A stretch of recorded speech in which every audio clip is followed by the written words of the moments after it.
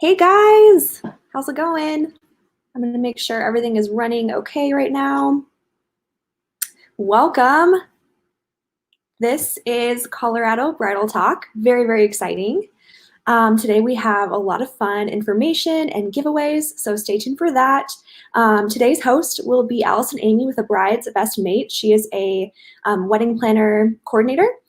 She's amazing. She's located in the Denver, Colorado area, and she will be hosting the day.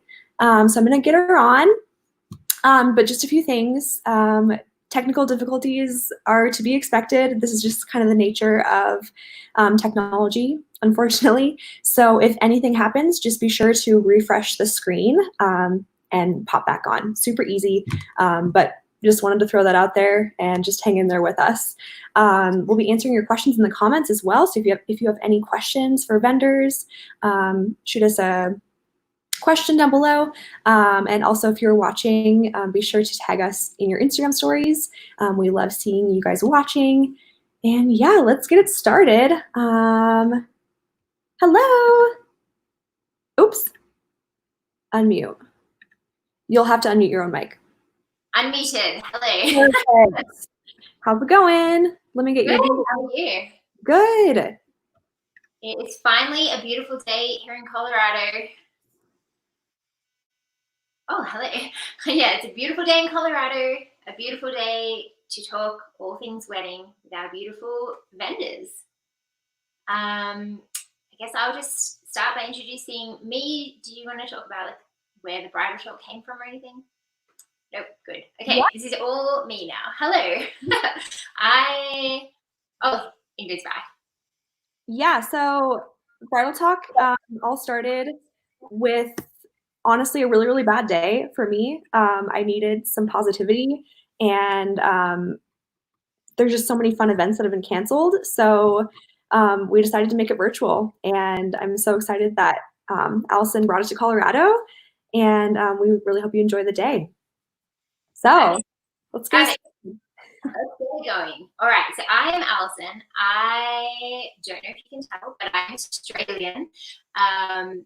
I probably should try and speak slowly so you can understand me, but no, it'll be fine. I've been living in America for nearly 3 years now, which is crazy. I became a wedding planner. I want to talk to you guys why I became a wedding planner. I got married back in the early 2000s. It's been 15 and a half years, which is kind of wild. And I just loved planning my wedding. It was so much fun. I'm also that kind of type A personality where I like everything to be organized and planned, and I have schedules and spreadsheets. And I'm also the most annoying friend that can poke holes and problems into plans, but I can also fix them. So I've helped lots and lots of people with their weddings. I've been involved in I don't even know how many weddings, a lot of weddings over the years. But I never thought I would actually be a wedding planner, even after I studied it. Because when I picture wedding planners, they're always so poised and put together and in not pantsuits, the skirt suits. I think I watched Jennifer Lopez too much. Anyways, they always seem so poised and refined, and that is not me. I don't really own that many heels. I do have a good collection of Air Jordans. Retro 5 is what I like. Retro 5, not 5. I just got 5. Anyway, but I just love doing it. So I launched A Bride's Best Mate once I finally got my work authorization to work in the US. And I've had just so much fun. Yeah, I love seeing no weddings look the same. I love chatting with couples, getting to know them, their stories, and what makes them kind of tick, and then coming together and putting a beautiful wedding on, kind of based on that. So this is perfect because I think something that's super, super important for brides to remember is when you are getting married and you're choosing your vendors, you're not just choosing a cake and you're not just choosing flowers. You're choosing a team that's going to come together and make your wedding what you want it to be, and it's going to all impact on your wedding experience. So my tips for how to choose some vendors before we get started today is find people that you actually like talking to. Some you'll talk to more than others, for sure. You won't, well, hopefully that's true. Hopefully you'll spend more time with your planner than with anyone else. But find people you actually like. If someone really annoys you and has a weird tick, or you hate their Australian accent, don't book them, because that will be part of your wedding experience. So find people you like talking to, find people who actually listen to you. Way back when I did my wedding, I got a friend to do flowers, and she was a florist, a retired florist. And I was like, oh, I don't really mind, but I really did want rose buds. Again, it was like back in the early 2000s. And I really wanted like that circle of rose buds that was super common back then. And I said no baby's breath because it wasn't cool at the time. And I wanted all rose buds. When my flowers came, they were all open, like garden roses, which is a very different look, filled with baby's breath. And I burst into tears. There was a photo of me crying, but you can't see the flowers in it. And when people see that photo, they say, oh, what a beautiful photo. It's so nice to see, like, you were just so excited to get married and all the emotions bubbling up. I'm like, yes, that's what it was. It was not. I was devastated. But there was nothing I could do. So find vendors you like talking to, vendors who will listen to you, and find people whose general body of work looks like something you want. So if you're thinking about a cake and you go to someone's Instagram feed and they have the most amazing cupcakes and you are just blown away by how incredible and intricate these cupcakes are, don't ask them to suddenly do a 7-tiered cake. Ask them to do cupcakes, because cupcakes is what they do. So go through Instagram, have a look, and find photographers who have photos that look like you want them to look like, cakes that have cake makers who have cakes that look like you want them to look like. Yeah, that's kind of my advice to you. Today, you're going to hear from some amazing vendors. It actually turns out that I pretty much know them all. I've worked with some of them. I'm like real life friends with some of them, and I've at least spoken to all of them online. So I know that they are nice. I know that they are approachable. I know that they are going to love it if you ask them questions, and they're going to answer them. So before I introduce them though, which first up we have Ashley Crowden Photography. I wanted to tell you about my giveaway because I see that it is scrolling down there. If you follow me on Instagram, I haven't actually put the post up, I'll put that up. Follow me on Instagram, you can see there. Like that post that I'm about to post and tag someone who you think would like wedding help. I am going to give away a free consultation. I offer packages from full planning, partial planning, day of, which is actually month of, down to just phone call or Zoom consultations. So all you need to do is like that post, tag someone who you think would like some wedding help, and you can be anywhere in the world. You can win it as a gift for someone else. And as a bonus for today, if you do a hashtag of the bridal talk, then I'll count that as 2 entries, and I will select the entries I think by the end of next week. So we'll have a whole week to do it. We can talk through your planning timeline, check if I'll go through your to-do list and like add things to it if you don't want to hire a wedding planner. We can talk about incorporating family traditions. A lot of what I talk about is I just look through your plan and say, okay, these are the bits you haven't thought through, so add these to your to-do list. So we'll be giving that away within a week. But now let's get into it with our very first vendor of the day, Ashley Crowden. Hello. I'm Ashley Crowden, and I'm a wedding photographer. And so I actually work a lot with Allie, and she is amazing. And I always say that we're just like the dream team together, because we just go in and make it happen. So I cannot recommend her enough if you need a wedding planner. But anyways, all that to say, I'm a wedding and elopement photographer here in Colorado, and I'm going to take you through the importance of a timeline and why it is so important. A lot of times my brides come to me and they have a ceremony time and they have a reception time, and that's really all they have figured out. And it is so crucial for photos because light is such a big part of my job. And I'm obviously here to help you with that, but I'm going to take you through basically a day of what it looks like through a couple different weddings, and tell you exactly how long I need to get those specific shots, and also like what time I took those shots. So we're going to start with the photos. Would you let me know who you want me to start the photos? Yes, yeah, you can start them now. Yeah. So I'm going to continue to do photos. My average time for wedding is around 2 hours. So I'm going to kind of continue through my photos here. So whenever I get there, I usually typically start with just your dress shots. I usually pull it out and put it in a cool spot at your venue. I always tell my brides to allow about an hour for these shots. I usually do about 30 minutes of dress shots, and then you can click to the next one. I like to get kind of interactive shots with you in your dress, and then skip to the next one. I always tell couples to bring all your details, bring your invitations, bring your save the date, shoes, all of that. This setup takes me a minute. I say allow me about 15-20 minutes to get this all set up for you, if this is a shot that you're wanting. Let's go to the next one.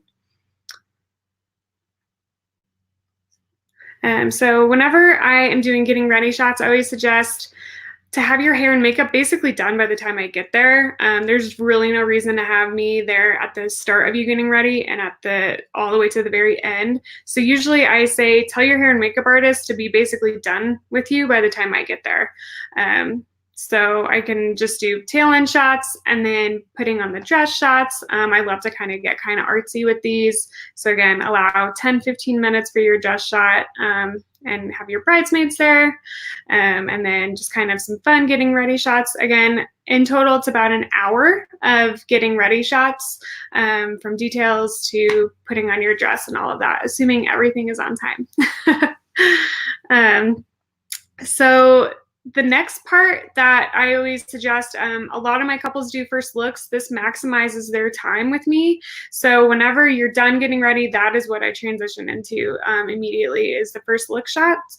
It gives your bridal party time to still continue getting ready. And it gives you a much bigger gallery. So here, I'm gonna just kind of show you a couple of my first look photos I've taken with couples. One thing to think about is a lot of times I'm shooting these when it's super bright out. The cloud coverage is always unpredictable. So I'm always looking for shade. So these are just kind of small things to think about at your wedding. And one thing that I love to point out to couples that usually convinces them to do first look is that it truly is the only time throughout the day that it is just the two of you. And a lot of my couples will do, they'll do private vows with each other, which I think is actually like super, super sweet. Sometimes people don't want to say them in front of a big crowd of people, which is totally understandable. And so a lot of my couples will do private vows, and I allow about 15-20 minutes for that, and then I allow typically around 30 minutes to do some additional bride and groom portraits. And you get a much bigger gallery when you do this. It's just a great time to really honestly maximize your time with me. Something that I always like to mention, sometimes my couples, like, they're getting ready at, honestly, sometimes just like a normal regular hotel, and they're not allowed into their venue by a certain time. This is actually a great opportunity. I actually get kind of excited because we have as many options as we want, as far as where we can go for locations. So we'll kind of skip to the next one. Yeah.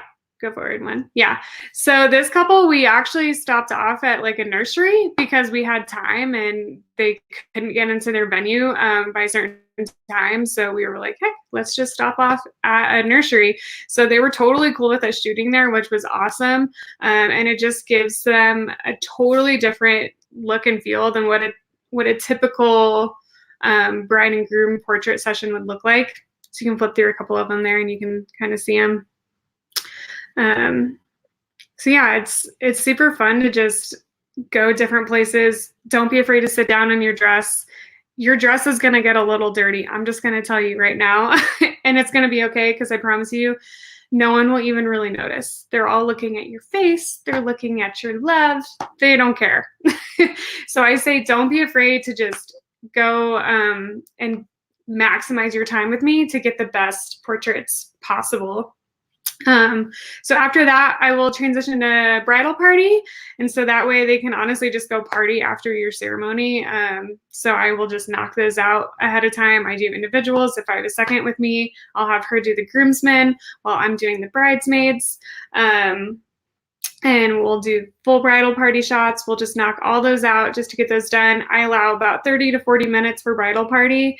And that way they're just done and they can just go enjoy the rest of the day and not have to worry about getting photos done really at all, unless they're family.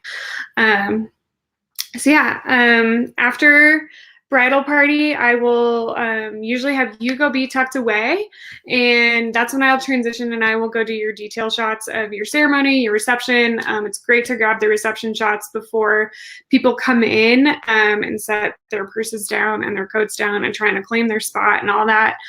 This is a great time. So I allow about 30 minutes for me to go and do these type of shots before everyone comes in, because once everyone comes in and starts to party, it's just all bets are off, and it's a great time for you to get tucked away since wedding guests get there so early anyways. So this is when I will grab those shots. Some of my couples brides will do a prayer shot or just a moment to just like kind of breathe. So I'll always come and do a check with you before you go out to your ceremony to get these shots. And then as far as ceremony goes, I usually, pretty average time is about 30 minutes. I say start at about 5 to 10 minutes late just because guests are always late and you don't want to be walking down the aisle with your guests. So that's pretty much all I have to say about that. I try and stay out of the way for that for sure. And then after ceremony is when I will transition and do family photos. So these sometimes are chaos. I tell my couples, do not do more than 10 groupings total, 5 on each side, because it gets to be crazy and no one wants to do them. I always recommend having a list of the groupings so that way I know what names to call out and we can just knock them out. I try to get these done in about 30 minutes. I even try to do sometimes less, but if we can get them done, then we can do fun kind of shots after this one. They had a bunch of petals left over and I just grabbed everyone and I was like, hey, let's crowd around. Let's throw petals at them. And it ended up being like their favorite photo. So regardless if you do a first look or not, I always do bride and groom portraits after family. This is a time to get photos during different lighting situations and really get a bigger gallery if you're doing first look and photos with me after. I like to basically throw as many things as I can in front of my lens to have fun with it. One thing I'm going to point out, so the next few photos, you're going to see the same couple 2 different times of day. So one is, these were taken at like 4. So again, looking for that shade. And then these were done during golden hour, the next shot. So you can see it's 2 totally different looks, and it's definitely worth it. A lot of times these golden hour are taken during your reception while people are eating. I just say, hey, let's go outside for 10 minutes, and it's always worth it. So always, always, always do golden hour photos with your photographer because it is so, so worth it. This is kind of what I'm known for, and just carving out that 10-15 minutes will maximize your gallery so much. It's just the light is so much softer than it is earlier in the day. And it's just my favorite time to shoot. And again, you just maximize your time with your photographer. And don't be afraid. No one will honestly notice that you're gone. I know that sounds terrible, but people are at the bar, they're dancing, they're eating, and they're like, don't expect you to like be there the whole time. So last few pieces I'm going to mention is if it's snowing, if it's raining, don't let that affect your day. It's okay. I actually love shooting in the snow and the rain, and I think it can kind of create for some super dramatic photos. Again, if you're okay getting your dress a little wet, I promise you it'll be worth it. So even if it's not golden hour, if it's raining, you can still get amazing shots. I'll be click to the next one. I think there's one more rain shot there. Yeah, I just tossed my coat on the ground for them and got one of my favorite shots. So even if you don't get golden hour, you can still get really cool shots after your ceremony. And then the last little piece, as far as reception goes, I always tell couples I do not need to be there the whole time. Sometimes it just is a little redundant to have a million dancing photos. One thing I suggest is that you consider just mentioning to your best man, your maid of honor, to give no more than a 5-minute speech. I have been to weddings where they talk for, kid you not, 30 minutes, and it's too much. So just have them go quick so then we can get to the dancing shots. And those, I pretty much just buzz around the dance floor. I say anywhere from an hour to 2 hours is really all you need me there for. To get those kind of reception shots, there's really no need to have like 6 hours of reception photos, because honestly, they just get super repetitive. But it is important to get there, you know, a chunk of them. And then the last little bit I'm going to leave on is doing a sparkler shot's super fun, and you don't even have to have me stay till the end. A lot of times my couples will say, bridal party, come on, let's just go outside and grab 10 people to get a sparkler shot, and then I'll take off. So yeah, that's pretty much kind of timeline in the shortest amount of time I know how to say. But I am offering a special. If you mention Bridal Talk, you get 5% off any 2020 or 2021 weddings. And my Instagram is down at the bottom there. So I hope you follow me and let me know if you have any questions. Hey, Ashley. Yes. Some of your photos, you had like that couple at the reception, and you had circles of light coming off them. Do you add that in Photoshop or something like that afterwards? So that's all done like while I'm shooting. That's actually like a little crystal chandelier ring that I like hold in front of my lens. So like I said, I'm always trying to find stuff that I can hold in front of my lens, that I can toss. I hate faking stuff after the fact. I hate adding in a filter that anyone can buy off the internet. I think it's kind of lame. So I try and be as creative as I possibly can in that moment. So yeah, that was all done in person. Actually, for the brides listening, I did already know that because I've watched Ashley like jump around, like hides behind bushes, and like picks up flowers just to get a bit of blur and things like that. Yeah, I pretty much am always grabbing anything off of the ground or my bag to hold in front of my lens. Joan asked a really good question. Oh, it's popped up, which is fancy. What are your tips for a timeline and lighting if your ceremony and reception are in 2 different locations? So if your reception, so really location isn't going to change it very much. It's just going to come down to honestly what I have to work with and what that specific day looks like. So if it's an overcast day, I can actually shoot really anytime, anywhere, because the sun is typically, you know, it's blocked.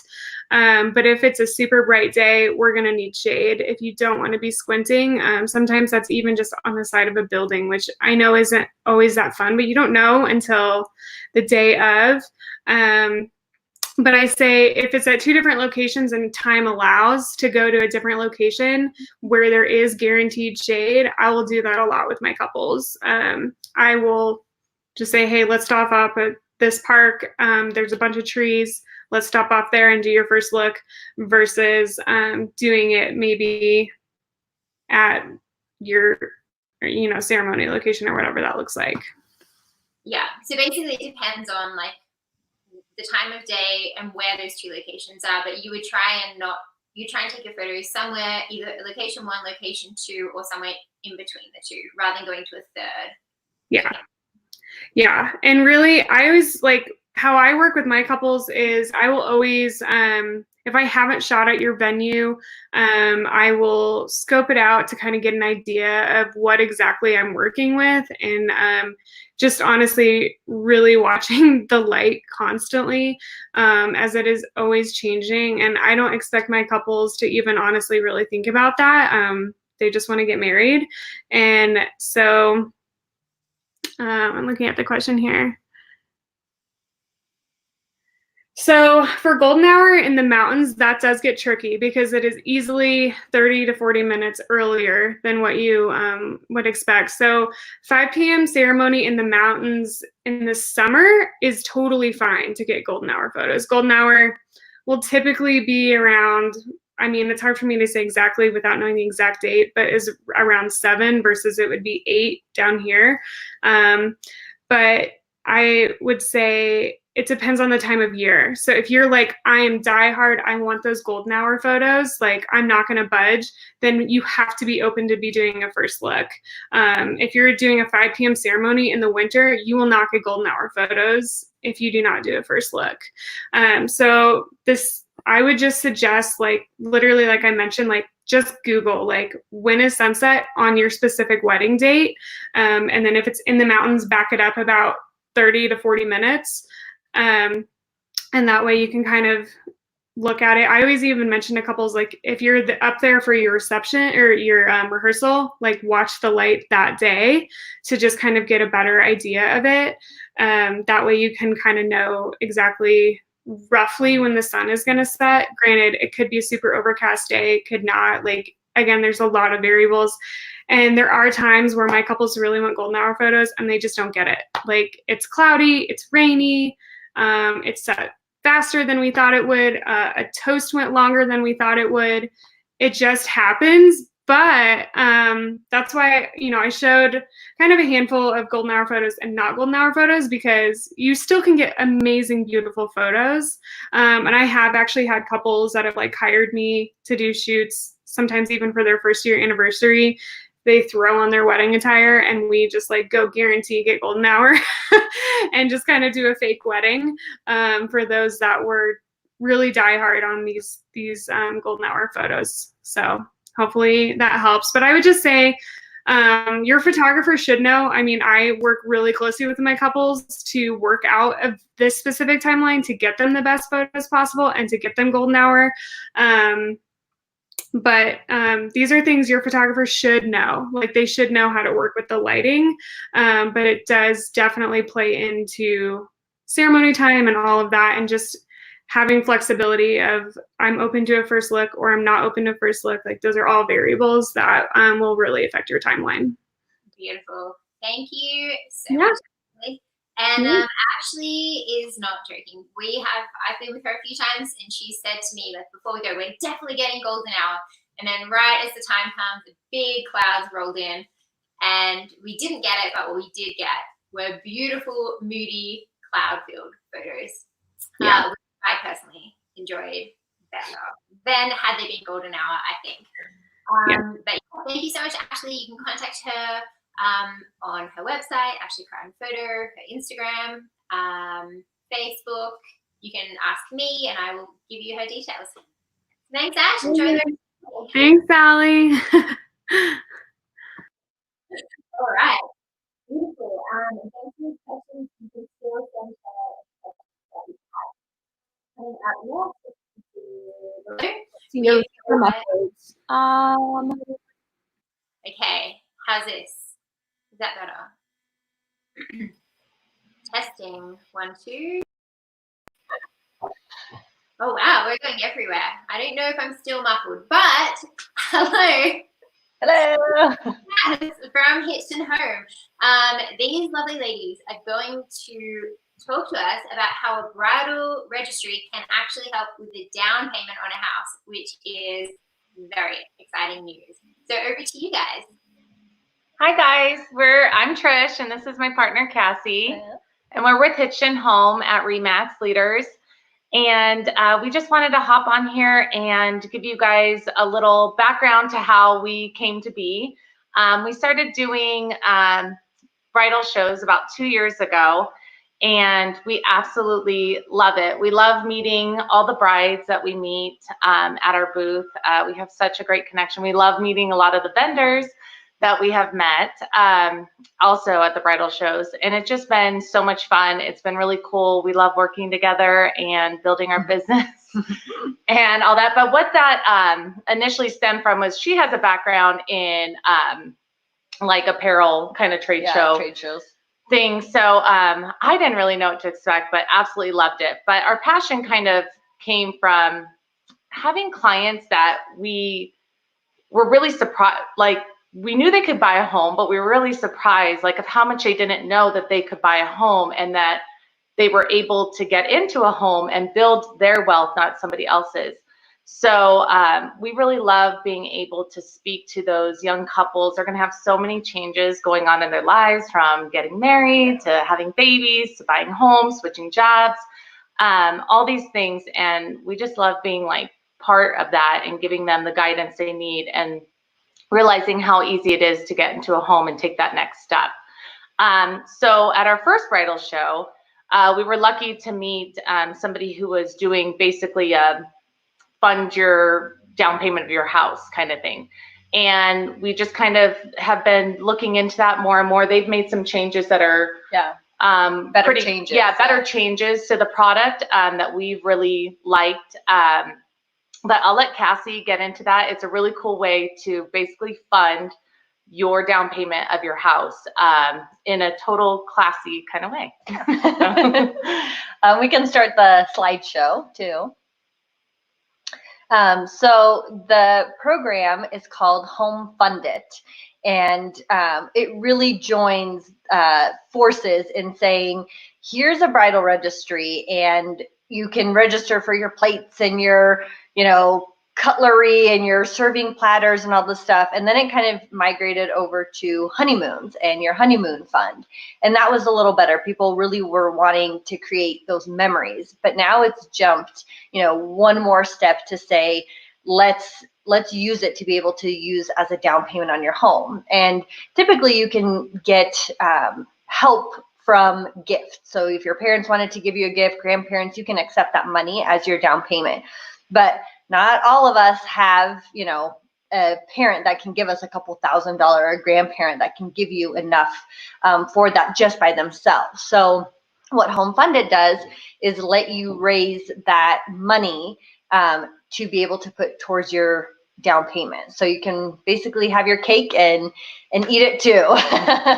And most people really like to contribute to something like that. They feel like, even if it's $50 or $100, that's going towards something that is so much bigger, and that's going to help you and your significant other really get to that next point in your life. So even if you already had, say, $3,000 or $5,000 saved, now all of a sudden you're going to exponentially increase that because you can start your registry and then keep building from there. So the next slide kind of shows the number. So say everybody gives you a $75 wedding gift and you have 150 guests. That's $11,250 that you've raised.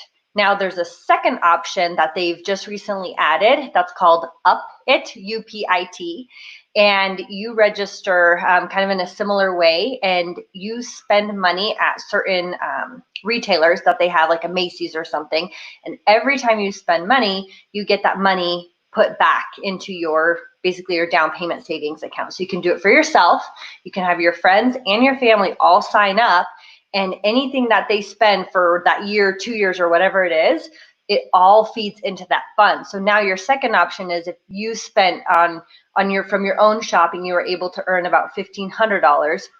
And then your friends shop and your family shops, and that's an additional $9,600. There's another $11,000 towards the down payment of your house. It's like mind blowing. So then the next slide is home funded. So you can kind of see how it's written, and you can go to the next one. So how it works is, this is the first and only approved down payment platform designed to help increase your down payment. So this is through CMG Financial, and the program is called Home Funded, and they work together to make this program happen. So there's no transaction fees. Pretty much anybody could give. So even if it's you set it up for your wedding, say people want to give you birthday presents, instead of a birthday present, give me $25, to my home fund. That's going to go a lot longer. And it's you and your significant other. I mean, even if it's your dog's birthday, tell them to give you some money towards it. So it's really like a crowd sourcing, but you're not going to be paying those transaction fees on it. And it can be, it's really just a more sophisticated gift registry. And you get some additional education from them. And then, from us too, because we can be in communication during this whole process. And although they help kind of set up the website and set all of that up for you, we can be on the back end to kind of help answer other questions. And then on the next slide, so CMG will also donate and contribute $2 for every $1 that you earn in your crowdsourcing, up to basically $1,500. So you're going to be able to use that towards your closing costs and things that at the closing table, you'll be able to kind of bring down that money that you need to bring to the closing. And they'll automatically give you $100 to start. And on top of that, another bonus, Trish and I are also going to pledge $1 for every dollar you earn, up to $1,000 that you'll also be able to use at closing. So between the two of us, you could get up to $2,500 that you don't have to pay for at the closing table. There's a couple different fees we won't go into now, but that basically will cover half or more than half of even just those fees on top of the couple $1,000s that you've already earned for your down payment. And then, really, we kind of already talked about this, but really how it works is you'll go sign up for a free account. You work to kind of get pre-qualified. And even if there's things that you're still working on, whether it's credit issues or anything like that, you kind of get initially pre-qualified, and then you can work through any improvements that you need to make. They'll help you set up your profile and your link, and then you share it with your friends and family, similar to what you would see on any other kind of crowdfunding thing. And then once you kind of reach your goal to where you're at any point in time, you pull out that money and you use it for the down payment of your house. And that's when you call us. And then the shop with Up It, we kind of already talked about, but you'll shop online with all of their participating retailers. And it's just everyday, a lot of it's everyday spending that you'll do, but you kind of get that cash back. So instead of getting cash back on your credit card, which you'll probably get too, you'll also get it kind of deposited into that down payment fund.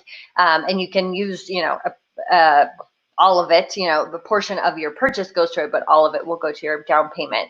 And your friends and family can go along with it. And there's no expiration date for it. So just because you say you wanted to earn $10,000, it doesn't mean that you have to use that funds as soon as you get to that. Maybe something else happens in your life and you can't use it right away. That's okay. Or if you don't get to that goal, but decide, you know what, we have 8, we're good with that, and we want to buy now, you can do that too. And then I'll hand it back over to Trish. Yeah, so we're just super passionate, obviously, about getting people into a home. And this is just one way we go about doing it, that anything that's out there, we try to really get our hands on and understand the product. And we just think this is a really good, fun product. This is something that I think parents and grandparents, I feel like for a lot of people who feel very strongly about owning a home, I really like that people who are maybe going to give you a $75 gift, because it's for a home, they're going to give you like 200. Like they just feel so passionately about that. And I just, again, like a lot of the changes they have made. But if you guys have any questions about anything, not just this, feel free to reach out. Everybody's situation is different, and we just want to be there to help you guys. We work with great lenders and a lot of other resources that really help us with our clients and make us look good. Yeah. So, yeah. And if you go to the page that's on here with the Home Funded /realtor /Hitched Home, you can sign up to do your campaign there. There's additional places that you can ask questions to us or to our CMG rep as far as like the program goes. And then there's some additional information on there as well, because this is such a quick presentation of it, and it's not complicated, but there's just additional, resources on that particular page that will direct you to the correct people on it as well. And follow us on social media, and you can ask us any questions at all, or if you have somebody who is possibly interested, to just direct them to Hitched Home on Instagram or Facebook. Yeah, and regardless if you do the Home Funded or not, we are also going to offer $1,000 towards your closing costs for anybody who buys or sells in 2020. It's kind of our gift and our relief to you. We're trying to help out some way. Yeah, so.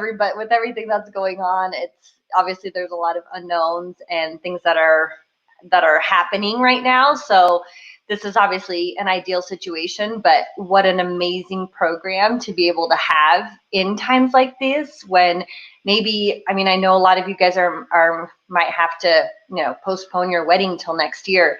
This is actually a great opportunity to not be so sad about it, but to think, we have another year, to maybe earn some of this money back for a down payment on a house. And even a little bit can go a long way and can make a difference.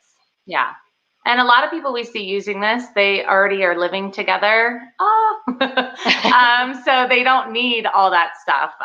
So it really works well for them as well. Yeah. Oh my goodness, guys, that sounds just incredible. Thank you, excuse me, so much for sharing. I am sure that many people will be getting in touch with you to reap the benefits of that incredible program. So thank you so much for being a part of today. Thank you for sharing with us. Thanks for having us. Thank you for having us. Yeah, like imagine applause. Yay.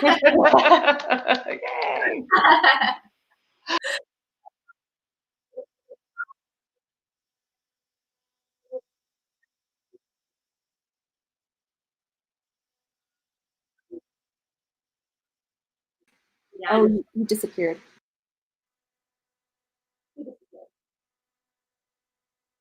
So you're okay. I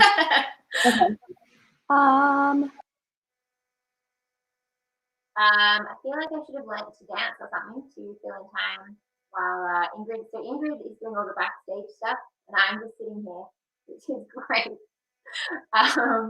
But yes, next we'll... Hey! Can you hear me? I can hear you. Oh, good. Okay. Very old laptop still. That is great. Well, welcome to the Bridal Talk. We are going to hear from you, I think, about timelines of ordering. Yeah. Of ordering things. So thank you so much, and take it away. Of course. All right. Hey, everybody. Hello and welcome. Thanks for joining us today. I'm Janelle with 7th and Anderson. I'm the everything behind the 7th and Anderson name, but I essentially design wedding and fine stationery and all the fun stuff that goes with it, like wax seals. Those are my favorite. So I just wanted to pop in real quick today and visit with you a little bit about timelines when ordering your wedding stationery, and a little bit about some budget. Hopefully, if I have. So timelines when ordering wedding stationery. keep in mind that what I'm throwing out there is kind of the industry recommendation, but your individual circumstances are going to be different based on the type of wedding you're having. If you're doing a destination wedding, your timeline is going to be very different than somebody whose guests are primarily located in the same exact town that they're getting married in or within a very short driving distance. So by and large, if you're going to send out save the dates, you will want to have those ordered and sent out roughly 9 to 12 months before your wedding, at the bare minimum. And so what that means is that so on the long end of that, if you're doing a destination wedding, at a bare minimum, at least a year before your wedding, so that people can start having it on your brain. If you are in that situation where everybody's fairly close or anything like that, you can go towards that 9-month kind of range. You'll also want to make sure you're working with your photographer on if you want an engagement photo included on your wedding or your save the dates, that you are working with your photographer on a timeline for them that will coincide with your ability to order those as well, because they will need time to take those pictures and edit them in order for you to get them to your stationery to get those designed. Your wedding invitations, ordering your wedding invitations, actually placing your order, the sweet spot is right at that 6-month.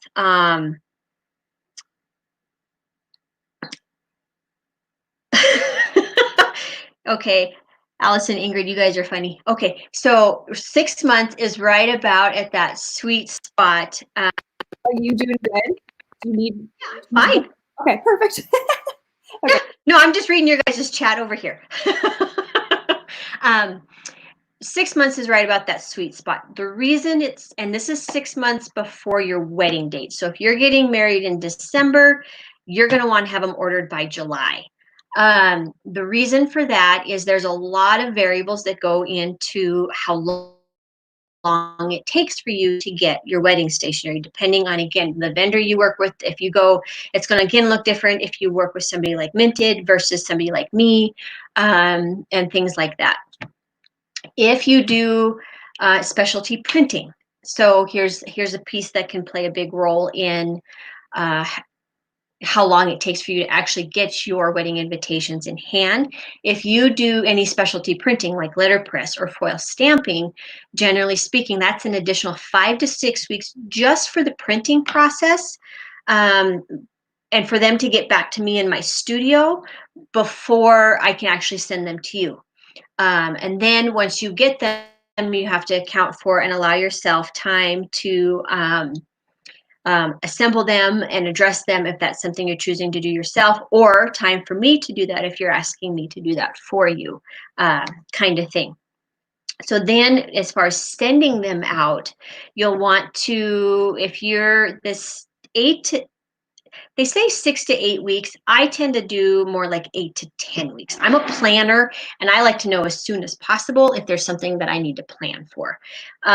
So as far as sending them out, again, it's going to look different if you're doing a destination wedding versus a wedding in your hometown where the vast majority of the people reside, and you send them out, they're going to essentially get them the next day or within 2 days kind of thing. And so you'll want to send them out about 6 to 8 weeks before your wedding, in order to get your RSVPs back in time. Now, your RSVP date is determined really honestly, if most of the time, if you're having anything catered, you're going to need to have your final count to your caterer 1 to 2 weeks before your wedding date. I always recommend that your RSVP date be at least add on an additional week to that. That will give you a little bit of cushion time for those that are getting them in late, or things along that nature, so that you're not at the last minute stressing out about, oh my gosh, I have X number of cards that still have RSVP cards that still haven't come back. And then your day of stationery, if you do any day of stationery, typically speaking, you can't do much with that until you're getting your RSVPs back, especially if you're doing menus or anything along those lines, or you have your, so about the month before your wedding is when you want to start working on any day of stationery that you're going to be doing. As far as budgeting, a few budgeting tips and things that to help you out. Remember, when you have a lot of numbers going through your head right now, and the vast majority of your vendors that you work with are going to want to know your total head count. So that is the number of people, bodies that are actually going to be in seats at your wedding. So let's say you're planning and you're thinking you're going to have 200 people at your wedding. You do not need to order 200 wedding invitations. Keep in mind, it's one invitation per household, not one invitation per person. So when you go through your guest list and I ask you, or somebody asks you, how many do you need? Go through your guest list and count households, not total bodies. A quick and easy, dirty way to get a rough idea is to basically take your total head count. So if you're at 200, take that, cut it in half, so you'd have 100, and add 20 to 25 onto that to account for some of those nuances as far as that can play into total head counts, or those extras that we recommend that you order because life happens and you're addressing and you put the wrong address on the envelope, or that doesn't make it through the postal mail and it comes back, or that's a person that you're like, oh, maybe we should have invited them, and you have one of those extras to send out. That is kind of a quick way to roughly estimate how many invitations that you need to order. And then the other little tip for budgeting that I wanted to throw out there is postage. Postage is to budget for on your wedding invitations because there's so many variables that can affect it. Budget something. I work with so many couples who that is one of the first questions I ask them, when, in addition to what pieces do you want and what additional pieces do you want in your suite, how much have you budgeted for postage? Because anything everything's going to affect the cost of your wedding invitations. So at a bare minimum, an absolute bare minimum, you'll want to, but if you're going to send out save the dates, that's one first class postage stamp per save the date, one first class postage stamp per invitation, and one first class postage stamp per response card envelope, because remember, it's customary and kind and courteous to have your response envelopes pre-addressed and stamped for your guests. So that's at a bare minimum 3 first class postage stamps that you want to budget for in your wedding budget. That's like $1.65 per household. Now, expect to pay more than you've budgeted for, but I will tell you it's a lot easier and less anxiety provoking to come up with the extra $40 you may need as compared to the extra $240 if you haven't budgeted anything. So there is, I got through that fast. The quick and low down and dirty on kind of some budgeting and some timeline kind of thing. The other thing I just want to visit about is I am passionate, obviously, about paper. I love paper. I've always loved paper. And I get asked often, why should we spend money on our wedding stationery? Why is that such an important piece to our wedding when people are just going to throw it away? And you're absolutely right. There are people who are just going to throw it away. And for my response to that is, this is the first glimpse your guests see into your wedding. And so you also want what your wedding invitation to reflect what your overall look and feel of your wedding is going to be. Get them excited about it. If you're having you're you're a small town, very relaxed, laid back kind of wedding, you're not going to want to send out, well, you can, but your overall design, well, you want your overall design to reflect that. And that's going to look very different than somebody I work with who's having a formal sit down, black tie, evening gown kind of wedding. And so, again, this is your first glimpse. It's a keepsake for you. It's the first glimpse. It's a way to get your guests excited for your big day. And yeah, I say for me, it's one of those things when you're budgeting for your wedding, ultimately you're going to decide what is important and what is not to you. What are you wanting to spend your money on and what are you not wanting to spend your money on? And then go from there. So, all right, that's what I have for you. Look at all those pretty pictures. I'm not going to lie. Those are pretty pictures. So good. Thank you so much, Janelle. I can't hear you, dear. Oh, no. Can you hear me now? Yep, I can hear you now. All right. Thank you so much. I love that you've also got discounts scrolling below where how people can save extra money. And those photos are not trick photography or, you know, it's not like one-offs. I actually have, I don't want to reveal the whole thing, but right here I have what you just saw in that last picture because they were for me. This Mr. and Mrs. card with like shine them up in the light. They are just so beautiful. The cards feel beautiful on the left. They've got lovely ripped edges that I actually press. Tell that 7th and Anderson just has such a love for quality and makes it so, so beautiful. The packaging is everything that's ever been sent just comes so beautifully and makes me just want to frame it all and hold it all and touch it all. You're very sweet. Thank you. Thank you so much. It's so great to work with. Love it. So thanks for your time today. Next up, we actually have Ingrid coming from behind the scenes for a giveaway. So over to you, Ingrid, wherever you may be. There you are. All right, I'm going to do a little giveaway. Now, I did some research for Denver, and I found the cutest little cupcake shop, and I love cupcakes, so I wanted to give you guys a little gift card to go treat yourself once this whole thing is all lifted, because we need some sweets in our life. Okay, so let me find this.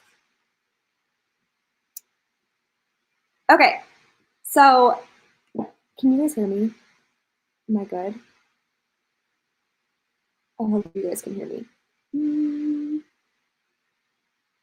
I'm going to be giving away a $25 gift card to Truly Cupcake Shop. Yours Truly Cupcake Shop in Denver, Colorado. So yummy. All you have to do is like this video, follow Ingrid Svare Photography and Bridal Talk on Instagram, and comment below your favorite cupcake flavor.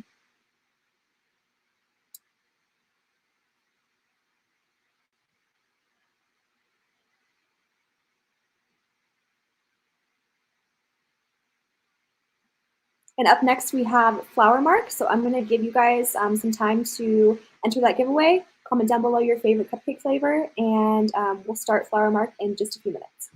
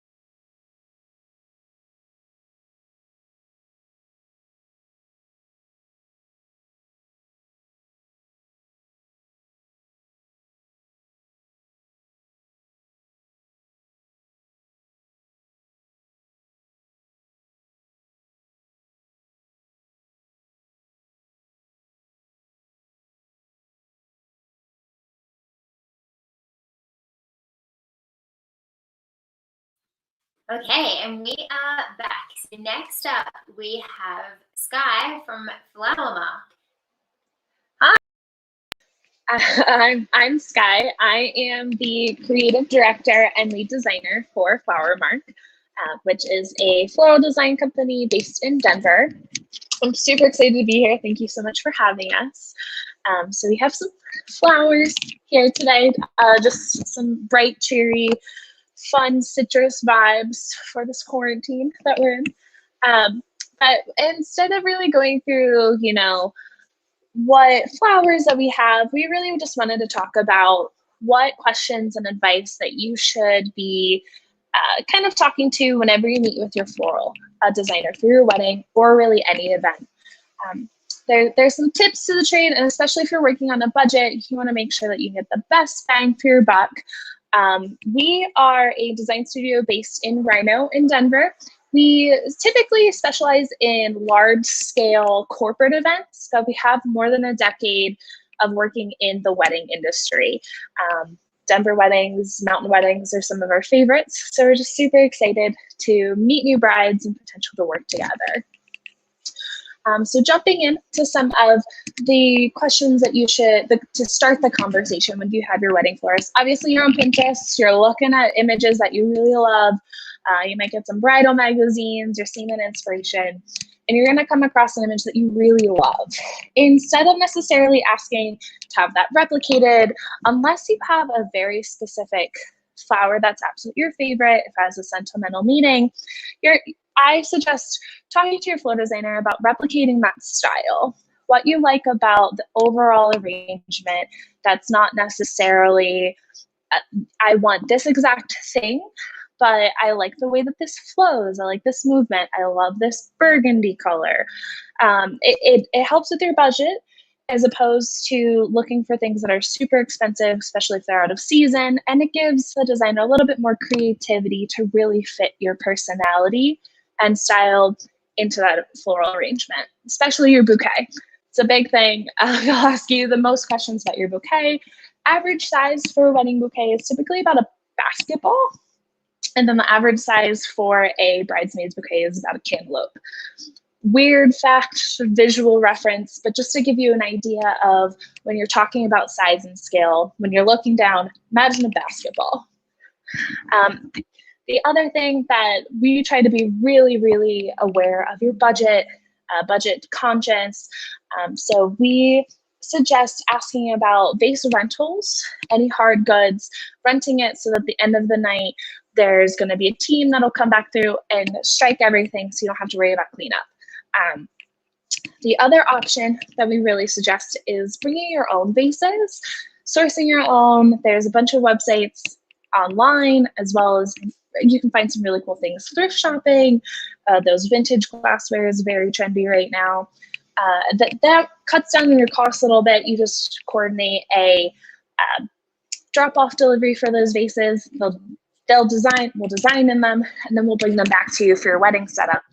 And then this is also a really great option for people to take at the end of the night as a wedding guest favor. Typically, Aunt Mary is going to try to snag a centerpiece anyway. This way, instead of trying to track her down to get that vase back to return to your florist, she can keep it, unless you really want that vase back for yourself. So that's just a really fun, pretty good budget saver if you want to spend the time to find them for you. Or you can ask your florist about just purchasing the vases outright. That'll cut down on your cost for having to have a team come back and pick things up at the end of the night. And also, you might have another friend that's getting married that could potentially split the cost with you and use the same vases. Another overlooked tip that I would ask your wedding florist about is if you want cake flowers. I mean, cake flowers are fun. They look great on pretty much every cake. They're just a little extra pop. Just if that's something you're interested in, coordinate with your baker and your florist about who's actually going to be responsible for that aspect. And it's not necessarily you have to be in charge of figuring that out. Most of the time, if you have a planner involved, that's something they'll take on. Otherwise, we will reach out directly to your bakery. Some bakers are very, very particular And I personally don't like to touch cakes in case I mess it up. But I do feel comfortable placing flowers on that cake once it's set up and delivered. But some people are very particular, and we just like to respect that. Another really big important thing for us is sustaining local flowers and eco-friendly practices. This is a trend more and more that you'll see in the floral community. No floral foam, local florals. So we design with chicken wire. These all have a chicken wire base. There are still quite a few florists that use foam, which is a petroleum-based plastic foam. Never disintegrates, never goes away. And when it's wet and soggy and dissolves and just seeps into the environment, it's just really, really bad.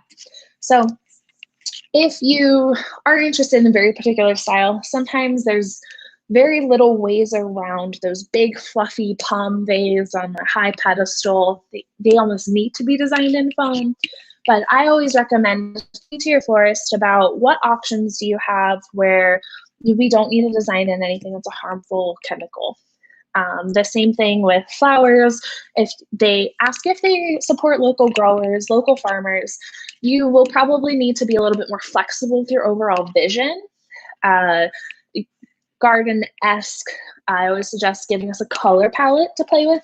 Then we can really find things that are beautiful and fun and in season that look really great. I mean, you're always going to have a favorite flower, but if you really want a specific type of tulip and that's not available, or that particular tulip doesn't look great, doesn't come in great, had a bad season, that flexibility allows your creative team behind making all of these decorations to really have fun and have another option without being stressed out that you're not getting exactly what you want. The other big thing that I personally love when designing a space is going through and talking about a variety of different options for your centerpieces. So we always suggest if you have more than about 18 tables to do at least 2 different types of centerpieces. We like to have a different height variance in the room. So we'll suggest doing something that's low and lush like this for one type of centerpiece. Maybe you do a candle centerpiece for half of the other tables. It's also a really great way to save money because they're rental items. They look really great. They can put flowers and greens around the base, and then that warm candlelight just gives a really romantic glow to any room. So we typically suggest a couple different heights, and then if you have the budget to do a tall centerpiece, it creates a really amazing wow factor, and that can be something that's very simple and elegant and clean, or it can be something that's this crazy showstopper. It'll help break up some room in the entire space. It'll be really great for your photos, and then when you get that giant wide room shot, it's a really nice, elegant feel. In regards to also keeping in mind your budget, when you're talking to your wedding florist, if you are working on a really, really tight budget, ask for a rough estimate about what the delivery cost could be for your venue, especially at the time of day, roughly the size of tables and ceremony setup that you have, if you have any installations going on. That way you can just be aware of what that delivery fee might be. The delivery fee, of course, is always contingent on the size, the scale, the time, the location, what type of pieces you want. Is it incredibly intricate setup? Is there a really large installation? But it gives you an idea of where you fall in your budget without, when you're looking at an itemized list, oh, these all look great. And then you get to that delivery fee and that strike pickup fee, and it kind of blows you out of the water a little bit. So we always try to be super transparent. If, hey, this installation is gonna, probably push you out of your budget when we get to the delivery fee side. Or, we can lower the cost and get the same style of feel for this centerpiece just to work within that budget a little bit. Floating candle centerpieces take up a lot of time, so they're a little bit more expensive, not because of what they are, but because of the labor involved. So we're super transparent whenever we come to pricing. and what it's going to actually look like for your bottom line, instead of, we'll give you everything, bells and whistles, what you want. We just try to keep what you're actually looking for in mind while designing within your budget. The other thing that we really try to strive for is full service. We're more than happy, from everything to making sure your train is fluffed right before you go down the aisle, passing off your bouquet right before you walk down. But something that if you're talking to your wedding florist about, ask what it looks like for full service, for pinning and boutonnieres, handing out corsages to everybody. This is something that isn't necessarily a huge forethought of everybody's mind, but at the last minute, you don't want to be worried about, who's going to get great Aunt Nancy her pin on corsage. And also, I don't know how to attach these things. Here, figure it out. So we always want to make sure that, the boutonnieres, especially in the groom and the groomsmen, are always straight, right at that buttonhole level. But if you don't feel comfortable pinning it on, or if you don't have somebody that's designated to do that, then you definitely want to talk to your florist about what options there are for them to deliver those flowers and pin them on when everybody's ready. It's usually a little bit more extra, but for that peace of mind on your big day, that's a big thing that we suggest. Some of the photos on the screen you'll see are some of our favorite boutonnieres and corsages that we've done throughout the years. They don't have to be fun and boring. We like to make them a little bit more like a jewelry accessory, smaller blooms, but in a really fun, intricate way. Our corsages are more like jewelry. We never use like crazy roses. They're never going to be big 80s style giant bows, unless you want that, and then we can totally do it. But we are offering a free boutonniere and corsage with any wedding order if you mention that you saw us in the Bridal Talk or that you participated in any of these. Beautiful. Thank you so much, Sky. And your flowers are just so beautiful. I love how unusual they seem to be. I feel like your Instagram feed is full of flowers I've never seen before. Thank you. I just love that. Thanks so much for being with us today. Thank you so much for having us. We're super excited. Excellent. Thank you so much. All right. Our next vendor, also how funny was Aunt Mary and Aunt Nancy, great Aunt Nancy, I think. Our next vendor is a makeup artist. And she, hello, is here. Hi. Now. Hi, Cassandra. How are you? Doing pretty good. Super excited to be here. Hello, Colorado. Hello, Denver. So good. Well, can you please tell us about some of the benefits of getting a professional to work with your beauty for your wedding? Why you wouldn't just do it yourself? Yeah, absolutely. Thank you. So hiring a beauty professional team will ensure that we really bring a cohesive look to your day. So what that means is that we have 10 plus years, whether it's in hair and makeup, and we go over a trial run with you, and we take into consideration almost a lot of details, just a ton of details. And those details are things that start at your booking process. So your booking process with us, we include a questionnaire, which with that questionnaire, we ask you what color your flowers are, which are really important because it speaks to the palette of the day. And what's really fun is that we can incorporate some of those tones into your makeup look if you so choose. Also, too, we really like to, through your questionnaire, we ask you about your photographer, and we like to look them up and see what their aesthetic is. So looking at these pictures, the first couple two are a little bit more light and airy. And so you really have the ability, we really have the ability to adjust hair and makeup depending on how it's going to be photographed, because we really do take into consideration your lighting.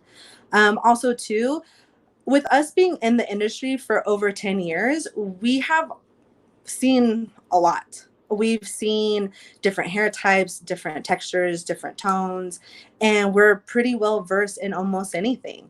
So along with your trial run, we really try to work with the bride in ensuring that they are part of the creative process along with us, and really creating a look that you feel comfortable walking down the aisle in. Um, we get asked a lot what the advantages of our for trial runs. And trial runs are really important. It's a really, really great time for us to really get to know you. I would say that probably about 80 to 90% of our bookings are done primarily online before the client even meets us. With a strong portfolio, and also too with over 130 plus reviews online, we have the commitment and also the reputation that we're going to take care of you. We're going to take really good care of you that day. We care about our clients. I personally, I love, love, love weddings. And I am super sad right now that I haven't been able to see any of my people. I I'm a people person. I'm an extrovert. I love people, and I love hearing about your story. I love hearing about, what your comfort level is with your hair and makeup. And I just think that that's an overall super, super fun time in your life. And I want to be a part of that. And so does my team, which is really cool. So it's not just me. It started with just me, and then I expanded, and now I have anywhere from 8 to 10 artists that we can go out and we can do multiple weddings, which is all awesome. And we all kind of have a very similar aesthetic. So everything that you see in my portfolio, whether it be on my website or on Instagram, it's a collective, because I truly believe that, you know, um, that's why there's so many artists, you know what I mean? So that we can just be matched with the best person. Also, too, trial runs are super important, so we get to know you, you get to know us. It's a really great time. Like, I think Allison had mentioned this at the beginning of her talk, at the beginning of all of this. She mentioned it's really important for you to like the people that are going to be with you on your day. It's super, super important. And let me tell you, we are fun. We are super fun. I would say that probably a lot of us know us. We're super chill, we're laid back, but we're also extremely professional. And one of the things also is we have a lot of people ask, I have a friend that does my hair, or I have a friend that does my makeup. She may be from out of state, a couple of things. So we will ensure you as a client that we will be there for you. This is what we do. We do this day in and day out. This is what we do. And there is no days off for us. Your wedding is the most important thing that day. And so with that being said, we ensure that we're going to arrive. You're contractually, your contract with us, we really trying to think of the word. I just blanked. It's fine. But what I'm trying to say is that you can be rest assured that when you have us on site, we are there to make a great environment for you. And we can also we're also there to create and get that look really nailed down. And so with that being said, sometimes when you have a family member or you have a girlfriend that does this, she kind of gets wrapped up in the day. And one of the really important things to consider is that you're running on a timeline. And timelines are really, really important.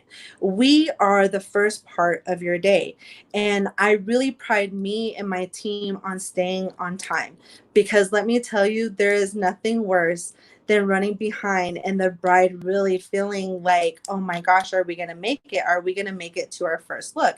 Especially when you've worked so hard with your wedding planner and with your photographer to ensure that all of those details are met and considered.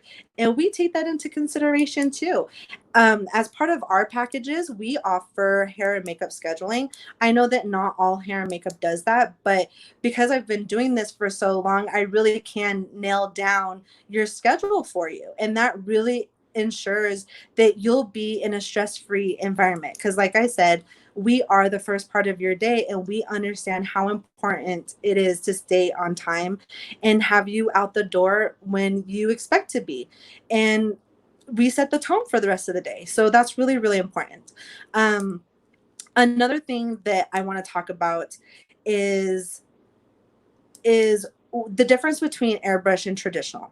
So I have on traditional makeup right now, and for me personally, I don't mind a traditional application. The difference is that traditional is usually like you'll have a liquid or a cream or a powder, comes in a package, and you might apply it with your fingers, you might apply it with a sponge, you might apply it with a brush.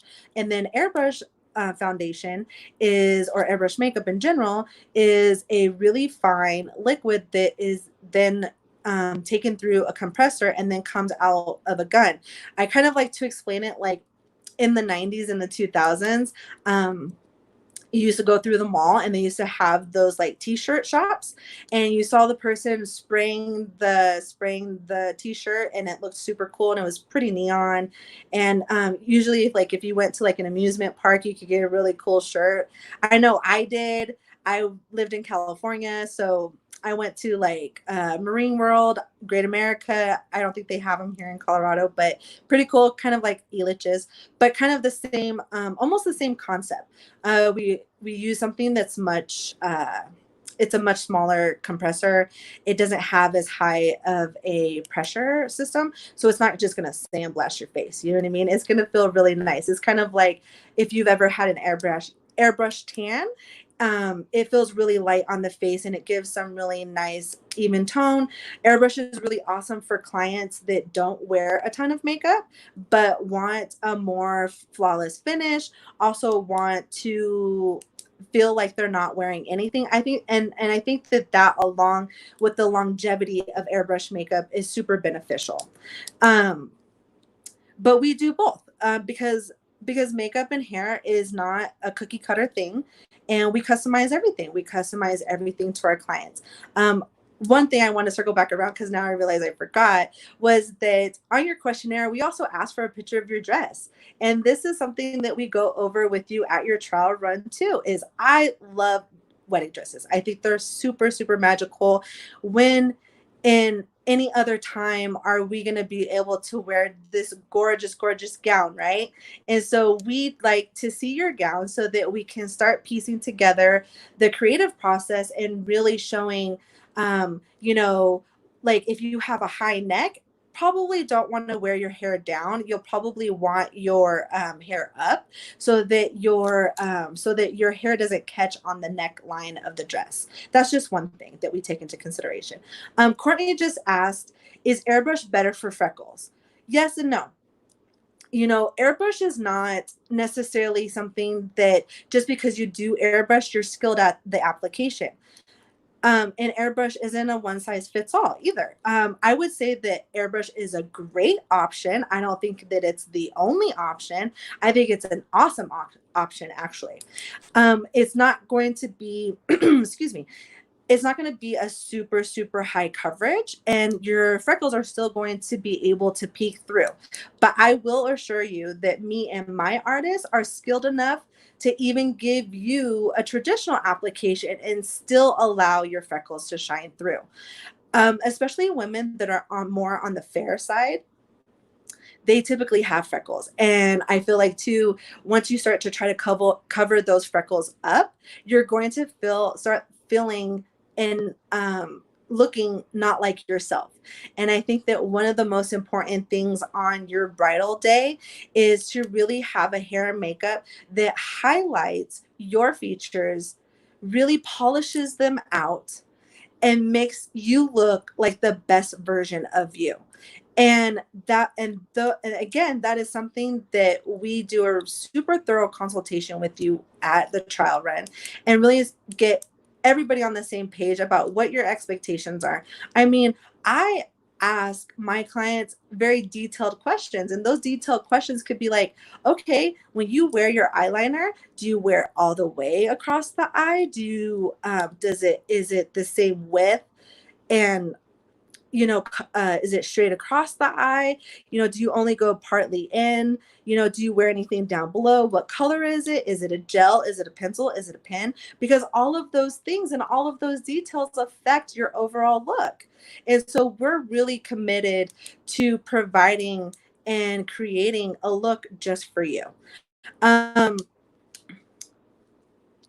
Hi, Allison. Hello. That's thank you so much for sharing all of that. That was so much good information, and I bet everyone is with me where I want to just sit down in front of you and say, do it. Make me Right? It's super relaxing. It's super, super relaxing too. So good. Yeah. And I would add, like, I think you had such good reasons for why people would get professionals. As a wedding planner, I will definitely support if someone wants their aunt or sister or whatever, but it's so much easier if things are running not to time, if someone hates their hair. So many times there's a bridesmaid crying around the corner because she hates the eyelid or her hair or something. So I can just pull the makeup. If it's a professional, just pull them aside and be like, get it together. Not obviously, this would never happen with you. Be like, get it together, like, or can you fix this person? Or hey, we're running up, like, let's speed it along. Where when it's someone like friend or sister, I have to work out a really pleasant way of saying it. And often if someone hates their hair, it's too relationally distressing to say anything. So I'll do what they ask me to, but mostly they're like, I can't tell her. No, and we work with our clients. I mean, don't get me wrong. We've had instances where clients have said, hey, I don't really like the hair that's coming down right here. Not a problem. We're not egos. We don't have egos. We're here to create for you. We're here to make you feel good. That's what it's all about. And so if we have clients that want some minor adjustments, we do that, and we do that at the end, and we get them taken care of. Perfect. Thank you so much. Thank you for all that you do to make thank you. Thank you for having me. Photos. Yeah, thank you. And speaking of our photos, next we have a photographer. I hope you enjoy my segues. So next up we have Tiffany, who is right here. Hey Tiff, how you doing? Hi, good. How are you? Good, thank you, thank you. Awesome. Thank you for that awesome segue. So good to have you. Can you please talk to us a little bit today about you, introduce yourself, whatever, but also tell us how to make sure that your wedding photos actually reflect your personality. So they're not all just photos of you doing these flowers. Exactly. No, thank you so much. So I'm Tiffany from Tiffany Bittner Photography. I'm an adventure wedding photographer, and one of my most important aspects of my photography, like Allison was saying, is making sure that the wedding photos represent you and who you are as a couple, who you are as an individual. And so one way in order to do that is to get to know each other on a personal level. I really want to become more than just your photographer. I want to be your friend. I want to be your encouragement.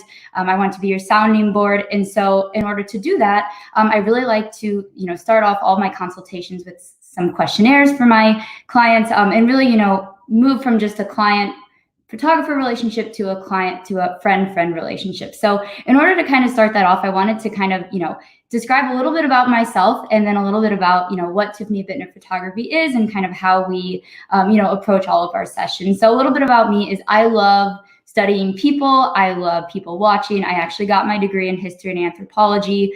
So studying people, different cultures, how everyone is different from one another is something that's very important to me. And I really take that to heart during each session. I want to get to know you as an individual. I want to get to know you as a couple, and as human beings. And so because of that, I really try to capture and document your day behind the lens.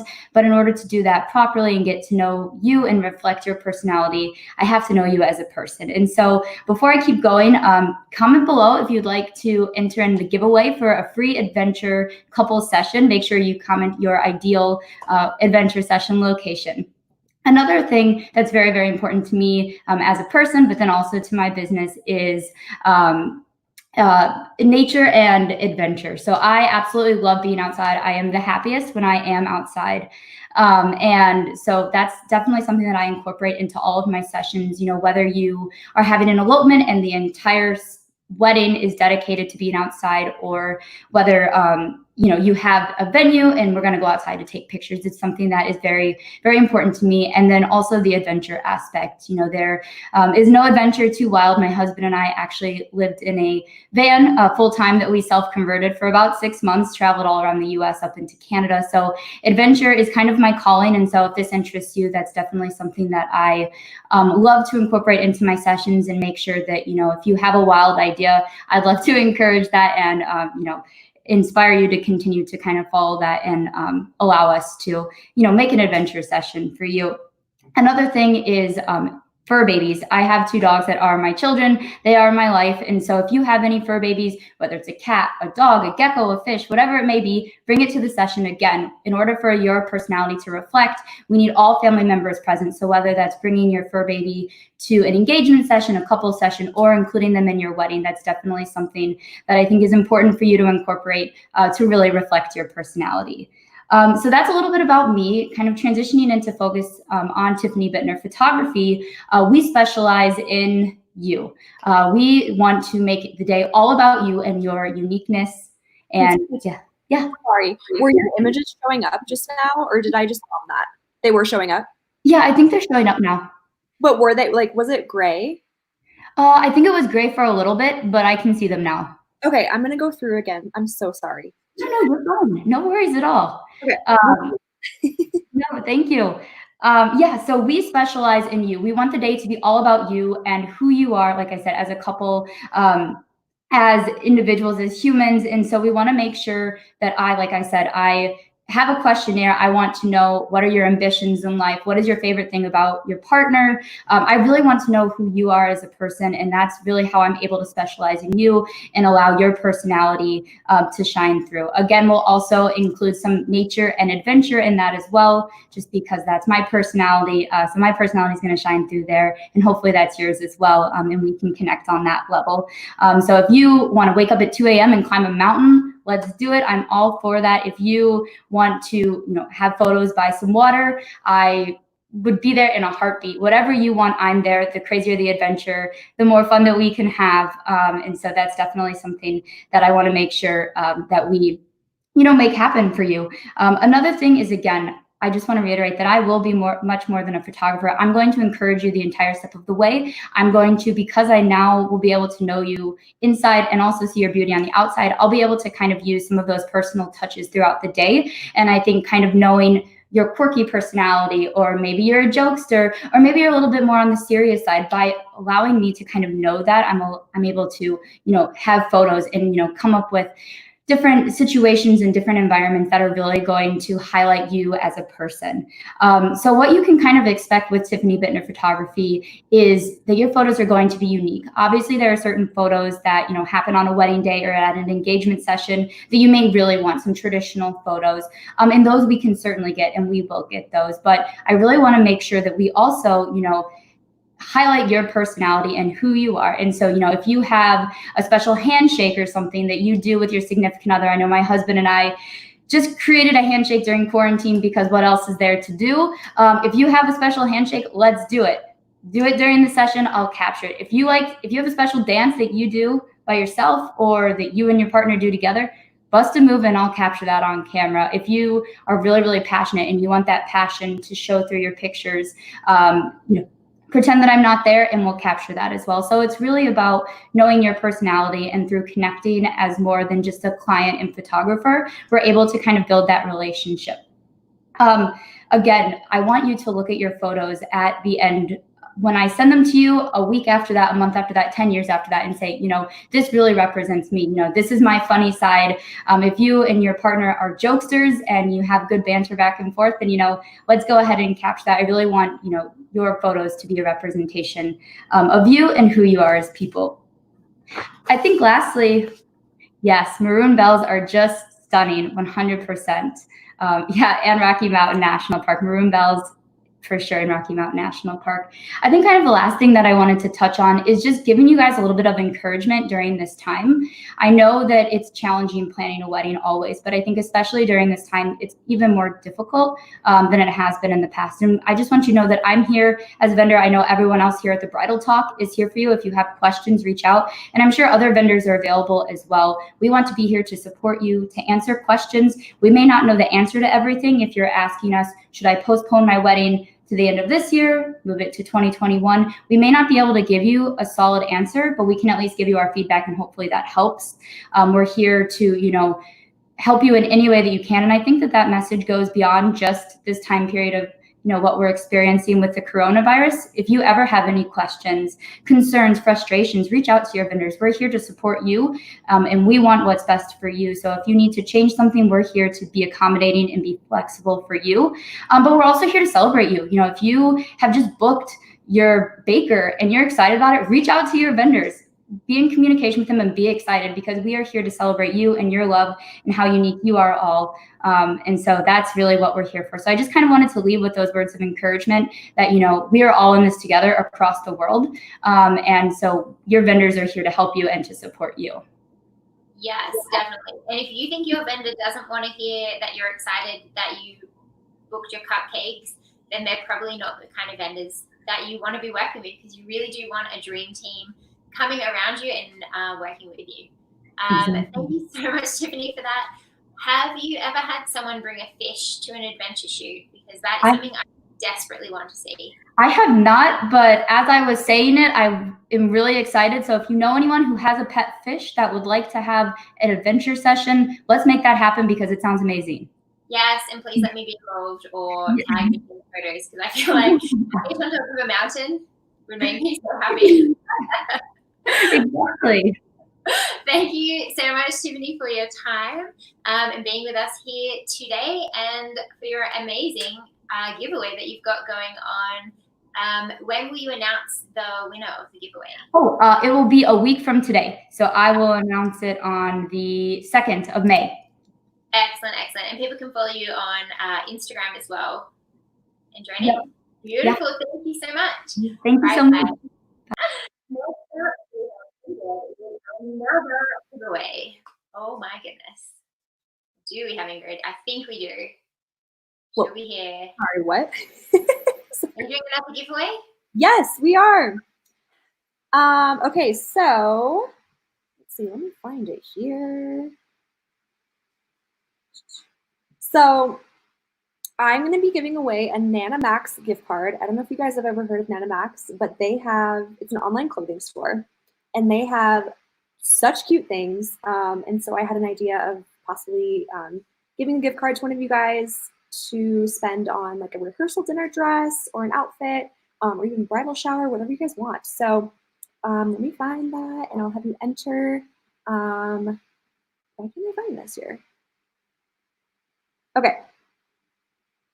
So win a $25 NanaMax gift card. All you have to do is like this video, follow Ingrid Svare Photography and Bridal Talk on Instagram, and comment below what you want to wear for your bridal shower or rehearsal dinner. We're going to move on to Hand to Heart events in just a few minutes. So I'm going to let you guys enter this giveaway, and we'll see you very soon.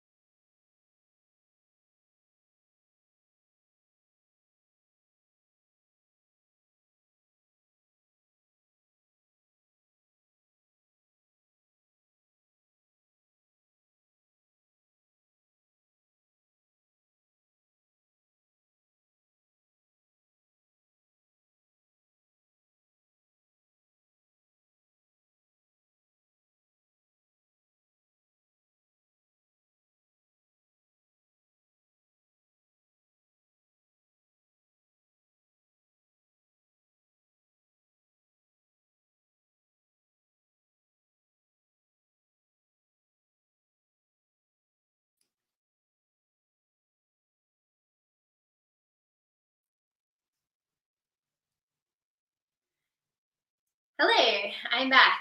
Nanamax has some super cute outfits, so that is a very good giveaway. What we have up next, as you can read below, is Hand to Heart event planning. Lisa couldn't be with us live today, but she sent in a video which you guys are going to watch. And as you watch it, I'm going to leave the screen so you don't have to look at me the whole time, but my screen needs to be on your screen for the audio to play. So I will make a very dignified exit when Ingrid will put up the video. Enjoy.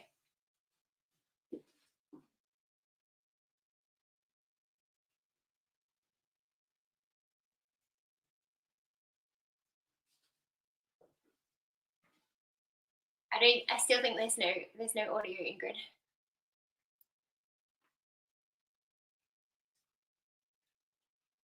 Years old, my older cousin asked me to be a flower girl. You've got to be in it, not me. I was thrilled. I mean, I got to wear a beautiful long gown, a basket filled with flowers and rose petals to toss. I even had a ring bearer. Okay. Weird. Can you guys hear her? We can hear her when you're in, but not when I'm in. Okay. I'll just leave the screen then. We'll both make dignified exits. Yes. Okay. Let's try that one more time. Okay. Hello. My name is Lisa Dubrovich, and I am the owner of Hand to Heart. I'm a wedding planner and have been one for 10 years now. But let me tell you a story, okay? When I was 5 years old, my older cousin asked me to be a flower girl in his wedding. And I was thrilled. I mean, I got to wear a beautiful long gown. I had a basket filled with flowers and rose petals to toss. I even had a ring bearer as my escort down the aisle. And the bride and groom, well, she was beautiful and he was handsome. And this was my Barbie doll wedding come true. So we started. Except when we got to the church, that aisle, it was 4.5 miles long, I swear. And my escort, Jerry, was a hyperactive 5-year-old who acted like he'd been taking shots with the boys in the back of the church. Arm in arm, we started down that long aisle, only Jerry had a tendency to veer to the right. So I pull him back to the center of the aisle. And then he'd push me to the left, and so I'd push right back to get us to that center. They'd veer to the right, pull to the center, push to the left, shove right. And on it went all the way down that long, long aisle to the altar. Much to the amusement of every guest, and even the priest was laughing. And that's kind of how I approach my wedding planning. I'm the one helping to guide the vendors back to the center when they veer to the right or push to the left. I'm also there escorting my bridal couples, arm in arm, from their first steps on that long aisle to the altar, trying to help them be as calm and as beautiful as they are. I also try to keep the guests amused, but only at the reception.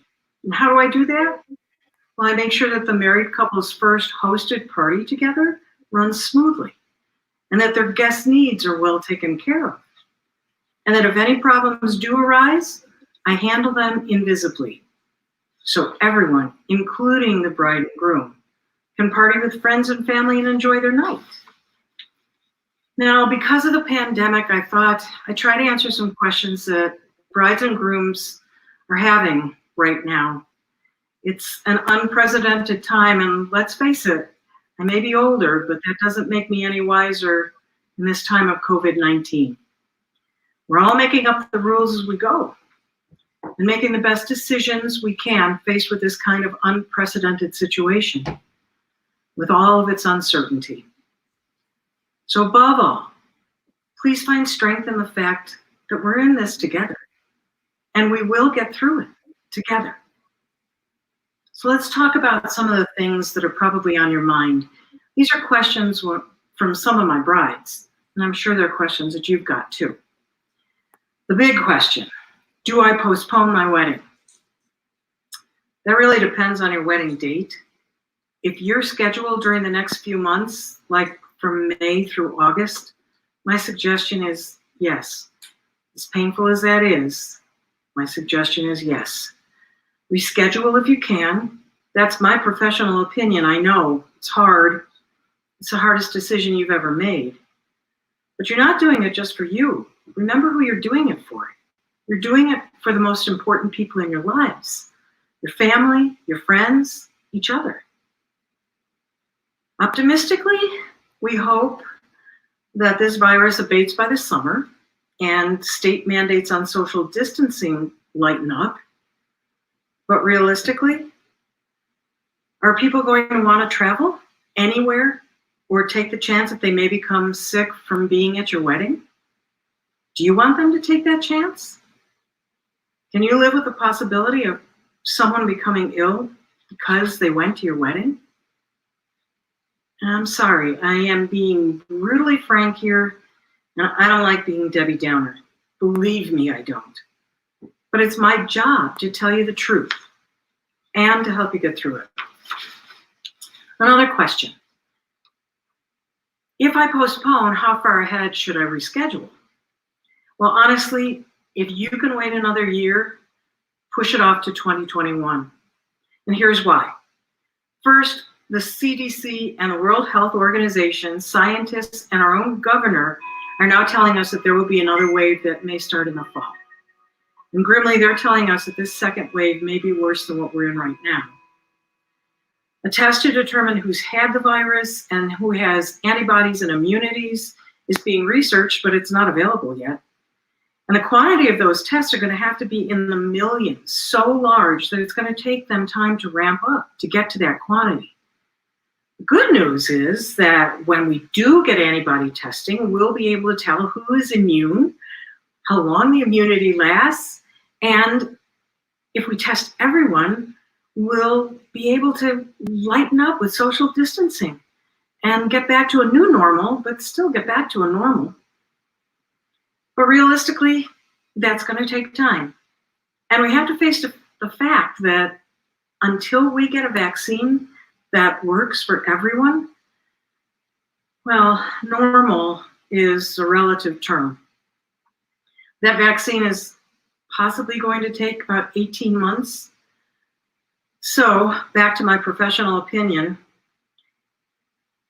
if you can postpone, and to avoid postponing twice, I would say to reschedule well into 2021.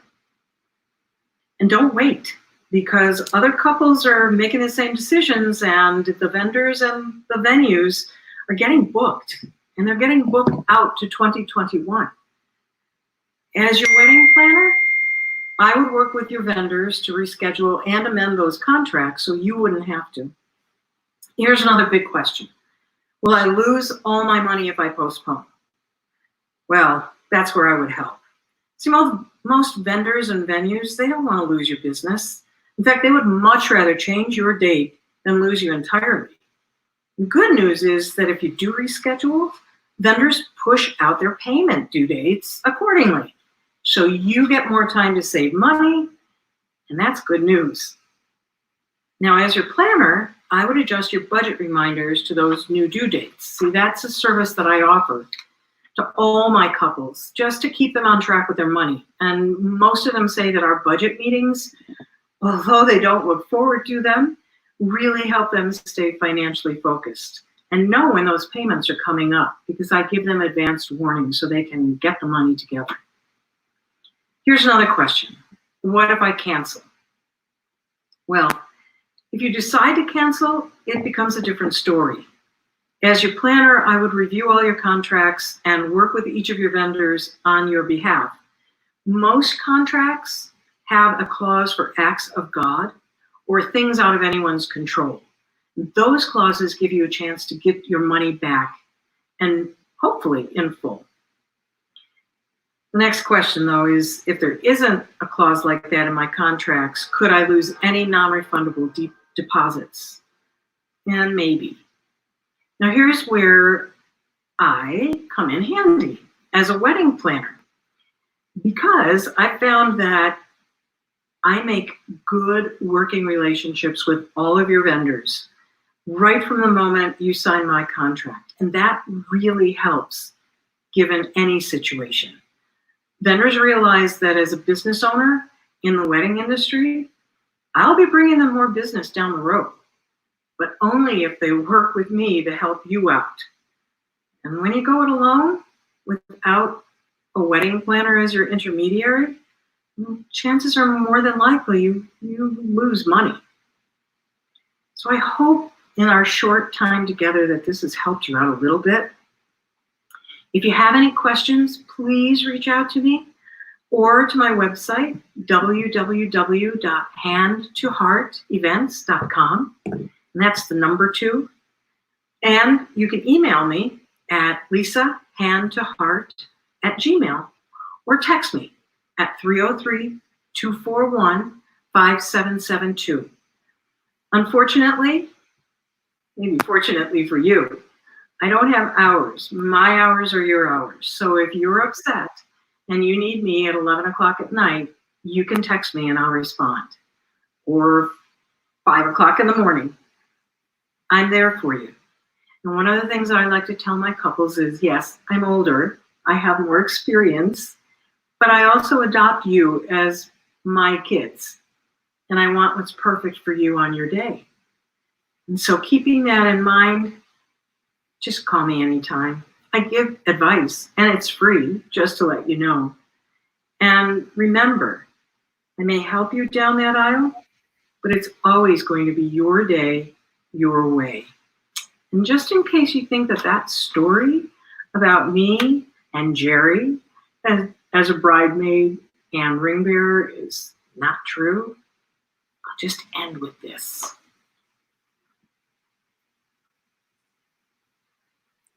Thanks. Have a great day. Talk to you soon, I hope. Bye.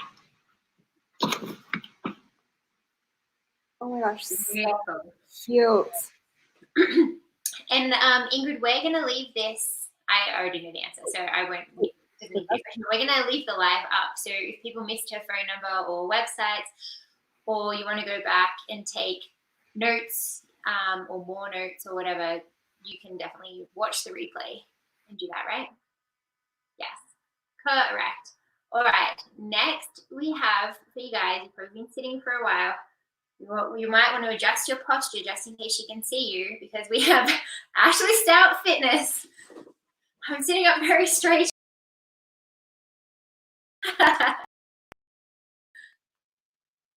Hello, are you muted? There we go. I unmuted myself. Hooray, welcome. Thank you. Oh my gosh.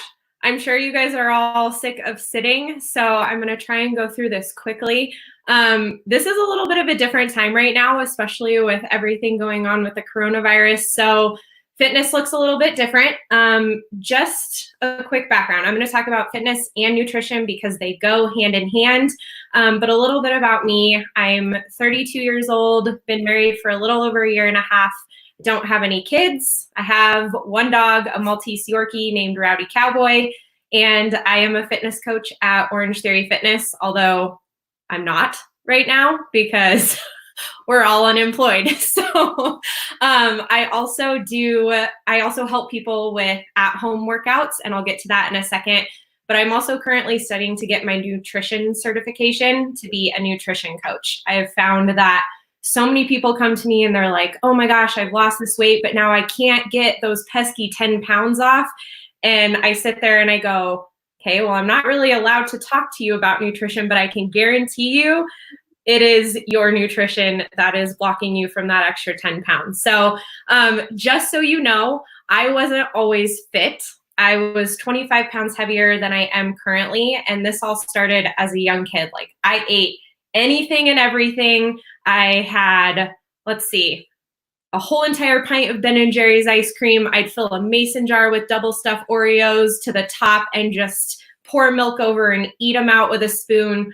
So I had all the problems with my sweet tooth. I started running on a treadmill at home, lost all that weight, but as an adult, I've kind of fluctuated the 10 to 15 pounds here and there because I had no idea about the nutrition side of things. I thought that cardio was it, that it would fix everything. And I soon learned that I was very, very wrong. I suffer from what I call the 3 S's: sweets, snacking, and social drinking. Anybody else? Back in 2016 is kind of when I learned that nutrition and fitness need to go hand in hand. And just so you know, I did marketing for like 9 years, realized it wasn't my passion. And then when I started getting into fitness, I wanted to give back to people what fitness gave to me and help women sort of find their confidence and understand what I've learned throughout my journey. So I quit my job. I studied to get my personal training certification, did some auditions, went through a bunch of training, and then became a coach, where I have coached group classes for about 1.5 years before this whole pandemic broke out. But what this coaching thing did for me was also give me the confidence to sort of talk about what I was doing at home as well. I like to mix it up. I don't like to do just one thing. So people are like, how do you stay fit? And I go, well, I do at-home workouts through Beachbody. And I know some of you are going to roll your eyes and maybe mute me and walk away from this, but stick with me for just a few more minutes. I work out from home about 90% of the time, and I look the way that I do because of these programs. They're simple, they're affordable, and it also allows me to sort of let them tell me what to do, and I don't have to think about it. If you want me to tell you what to do, if you want me to coach you, I'm more than happy to do that. But I just want to tell you that I would never stand behind something that doesn't work.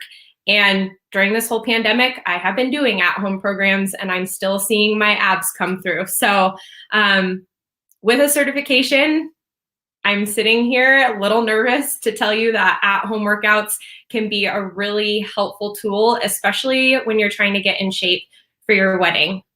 It'll save you some money, and I can help you with the programs that might work best for you. We also have motivation groups. So I run groups every single month where we help keep each other accountable. We motivate each other. We share our successes, our struggles, and we do Zoom workouts like every single morning, which is super fun. All right, enough of that. Let's talk about nutrition. If you are using fat loss supplements, if you are trying to just cut out a ton of calories and starve yourself, please don't do that. There is such a simple way. And before I started this nutrition certification, back in 2016, got out these stupid little containers that you may have seen before online. I don't know, maybe in some ads, because I had got them with a program back in like 2008, thought they were stupid, threw them in the back of my cupboard and was like, I'm not going to use these. And then a really in-depth program came out that kind of did a deep dive into these. So I don't count macros, I don't count calories, because it's all factored into these containers for you. So forget that pesky scale, like I have to have this amount of grams of protein per day. These are your veggies, your fruits, your proteins, your carbs, your fats, your seeds in your dressing. There's also a tablespoon for nut butters and everything else, although I tend to dip my spoon in nut butters and eat more than I probably should. But this takes all the guessing out of it. When I started using these, everything changed for me. My fluctuation of 10 to 15 pounds stopped. I was able to maintain. So just so based on your weight, you have a bracket. It tells you all of the containers that you'll need in a day. And it doesn't look like a lot, but I'm going to show you here in a second that a lot goes into these. And you're like, well, what do I put into those, Ashley? They give you lists for every single thing, with the most nutritious being at the top. And I'm happy to help you with this. I'm happy to go through your pantry. Let's do a pantry haul. Let's do a refrigerator haul. I'm learning so much about nutrition that I can really help you even navigate the grocery store and where you should start. there's different ways to use these containers. If you're vegan, you're vegetarian. And then, most importantly, although it's not sustainable forever, if you have a big event coming up, hello, wedding, you can do what's called carb cycling 2 weeks leading up to your event, and it'll get you awesome results. So if you want to pull up those results for me, that one slide I sent,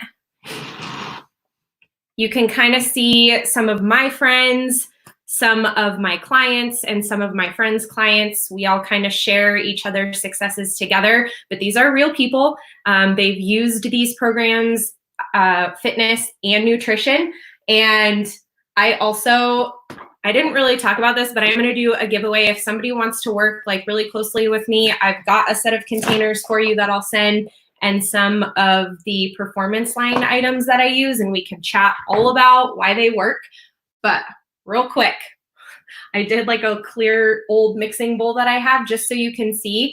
I already put a container full of my greens in here, and I'm gonna do 2 greens. I have 4 in a day. So starting with your spinach, I'm gonna go down a little bit, here we go. Then I have another veggie container full of just some cauliflower, some carrots, some onions. I'm gonna dump that in there. This is just so you can see how much food you are actually getting. I have some ground turkey that I pre-made. We can talk about food prep all day long too, because I've mastered that. Pour that in there. You've got healthy fats, so I did some avocado mash. Love avocado, and fats are healthy, carbs are healthy. I want to talk about carbs with you because you need them, especially if you're working out. And then here's your dressing. I just did balsamic, olive oil, and a little bit of honey, mixed it together to make my own dressing, makes it pretty thick. And that is my salad for lunch, which I'm going to eat right after I get off here with you. But feel free to go take a look at my Instagram page. I post clips all the time of me working out. These programs work. I get my muscles from there. I can tell you equipment that you need. I'm so happy to help you guys. I wasn't even in the best shape for my wedding day because I was doing way too much on the side, trying to get my personal training certification at the same time. So don't overload yourselves. Take the guessing out of it. You've got amazing vendors here to help you. And although I'm a little biased because I'm friends with Allison, I think you definitely need a good wedding planner to take a ton of things off your plate. So look me up on Instagram. You can see my website on my bio. And I look forward to hearing from you guys. If you want to work with me, let's chat. And good luck planning your weddings. Beautiful. Thank you so much, Ashley. Ashley and I are real life friends. Her and her now husband, but they were just dating at the time, were actually the first 2 people, I think, to take, or some of the first at least, to take my husband and I out for dinner when we first moved to America.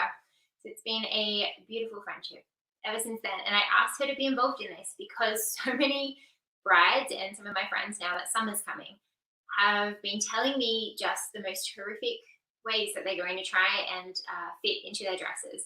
And I do not support that.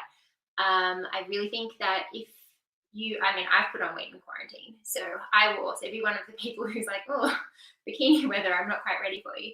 But there's like a good way and a bad way to go about it. So I asked Ashley to come and talk to us about fitness and nutrition, and let's make sure that if we want to look trimmer and more taut, not that you have to at all, it's just a lot of people want to, then please find a healthy way and a sustainable way to go about that. Next,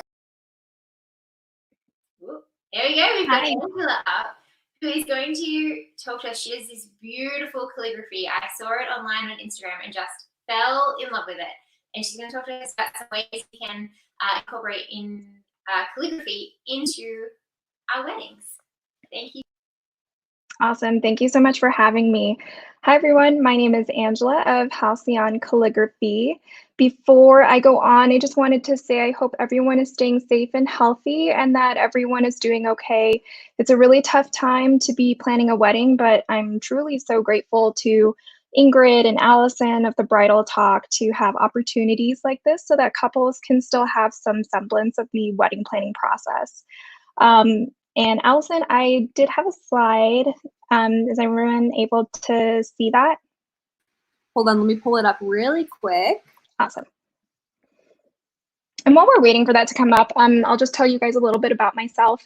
I have been a calligrapher for 7 years. I've done a ton of work, wedding invitation envelopes, custom requests, signage, vows. I was actually inspired to learn calligraphy from my grandfather, who was also a calligrapher. And so I love being able to share this art with others, especially for memorable events.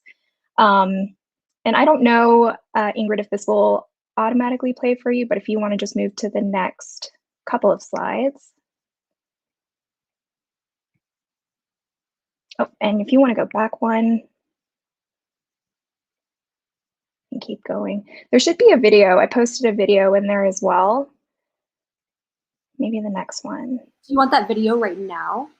Because I have to go to the link to get it. I can pull it up really quick. Okay, sure. And while you're pulling that up, I'll just share a little bit more about calligraphy services.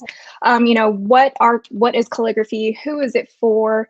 Calligraphy is really just the art of beautiful handwriting. So it's for pretty much anyone and everyone, whether you're having a smaller intimate event or even an elopement or a large wedding of over 200, I offer flexible services to add just the right amount of detail to your day. I offer place cards, handwritten menus, envelope calligraphy, and I also offer archival quality vows that can last for years to come. So seriously, I'm very flexible. The way calligraphy works, or at least with me, is I keep my services very, very flexible. So you get to decide how much calligraphy detail you would like to add into your big day. So really, it's totally up to you. I offer packages, which can be which are also very, very flexible in and of themselves. So if you want the whole package, you can take it. I also offer packages with minimal calligraphy services in them. And so with those packages, one of my intentions was to offer cost savings for all of my clients. One of the biggest goals I had with this was to offer cost savings for all of my clients and make it very approachable and accessible to everyone, regardless of where you're from or you know, what your budget might be. So there really is something for everyone with calligraphy services. And here's a quick little video that I have. Thank you so much for pulling that up. I appreciate it. That process, let's see.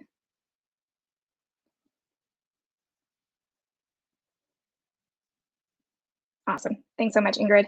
That process is sped up about 4 times. So it does take me anywhere from 5 to 7 minutes per envelope. I handle each and every item with complete care and attention to detail. So, and I hope that that comes through with this video. Usually when I work with clients, they'll do a quick intake with me. And then, you know, a few weeks later, their completed work comes through to their home. It arrives there all perfectly done. But I don't think a lot of folks get to see what I do behind the scenes. They just receive the completed product. And so this is exactly how I treat most envelopes or whatever the material is that you choose to book.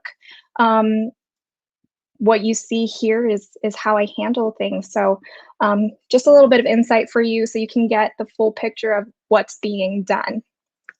And then talked about packages. One of my favorite things that I like to offer is vows and keepsakes. this is a really fantastic way for couples to be able to preserve memories. So I provide the materials for these. This is a perfect project for vows or for if you have a reading from your wedding that you'd like to just commemorate and have on display. I provide the materials for these for quality control. I do use archival quality papers and inks to ensure that with the right care that these last for years. I do primarily use a lovely walnut ink, which offers a really timeless look. And so in one of my packages, I do offer vows as part of the package. So not only do you get to have envelopes, place cards, things like that to have the day of, you get to keep a wonderfully calligraphed, preserved memory. And if it's maintained with the right care, you get to keep that for years to come. And then here's just an example of one of my packages that you can see on my website. This is actually one of the packages that is offered with the vow.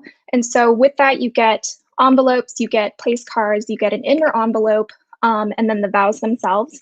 That package does offer one set or one page of vow per couple, so 2 vows included in the package. And then let's say as part of the package, you might need an additional 5 envelopes or maybe an extra 10 place cards. If you purchase a package with me, you do get to buy or add additional items at a further discount. So I offer an even lower price point, and I really just that's my way of saying to my clients, thank you for booking with me and choosing me as your calligrapher. I want you to have everything that you need to complete your wedding suite. So I do try to make that very easy and approachable for all my clients. And then lastly, I just want to share with everyone that I am offering 10% off to anyone who books by May 23rd with the mention of today's show. I am also offering a free vow giveaway on my Instagram. I think it's the 4th or 5th post in, and I'll be announcing winners by April 28th. So that's Tuesday. So you've got lots of time to check out my Instagram and sign up. So that is everything. Thank you so much for having me. You should. Thank you so much for being a part of it. And I just think how beautiful, and it would be so nice. Like, I would love to have the vows written out for my grandparents' wedding. Oh, absolutely. It's an heirloom. I think it's so, so beautiful. Thank you so much for sharing with us and for that amazing giveaway. Awesome. Yeah. And it's great for anyone, whether you're getting married or if you're already married, it makes a perfect anniversary gift. I've done a lot of vows for anniversaries, whether it's your own anniversary or, like you mentioned, someone else's. It's a really wonderful way to commemorate a relationship. Yeah, I agree. Thank you so much for being with us. It's a round of applause. Thank you, Allison. Next up, guys, believe it or not, there is yet another giveaway. Ingrid is going to come back and give away even more things. Thank you for being a part of the Bridal Talk and getting along with us. And don't forget, you can ask questions and we can answer them live, or you can definitely contact the vendors individually and ask them your questions. But yeah, keep typing your questions, and hopefully Ingrid will be here with another giveaway. All right, guys. So next giveaway is pretty fun. I'm going to be giving away a $25 gift card to 5430 Rooftop Bar in Denver. You guys, this bar is like so good. I miss it so much. Here's a photo of me living my best life.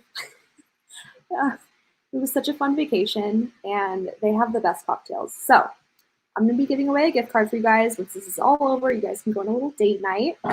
So all you have to do to win this is like this video. You can share it if you want for another entry, but let me find it. Like this video, follow Ingrid Svare Photography and Bridal Talk on Instagram, and then tell me your favorite cocktail in the comments below.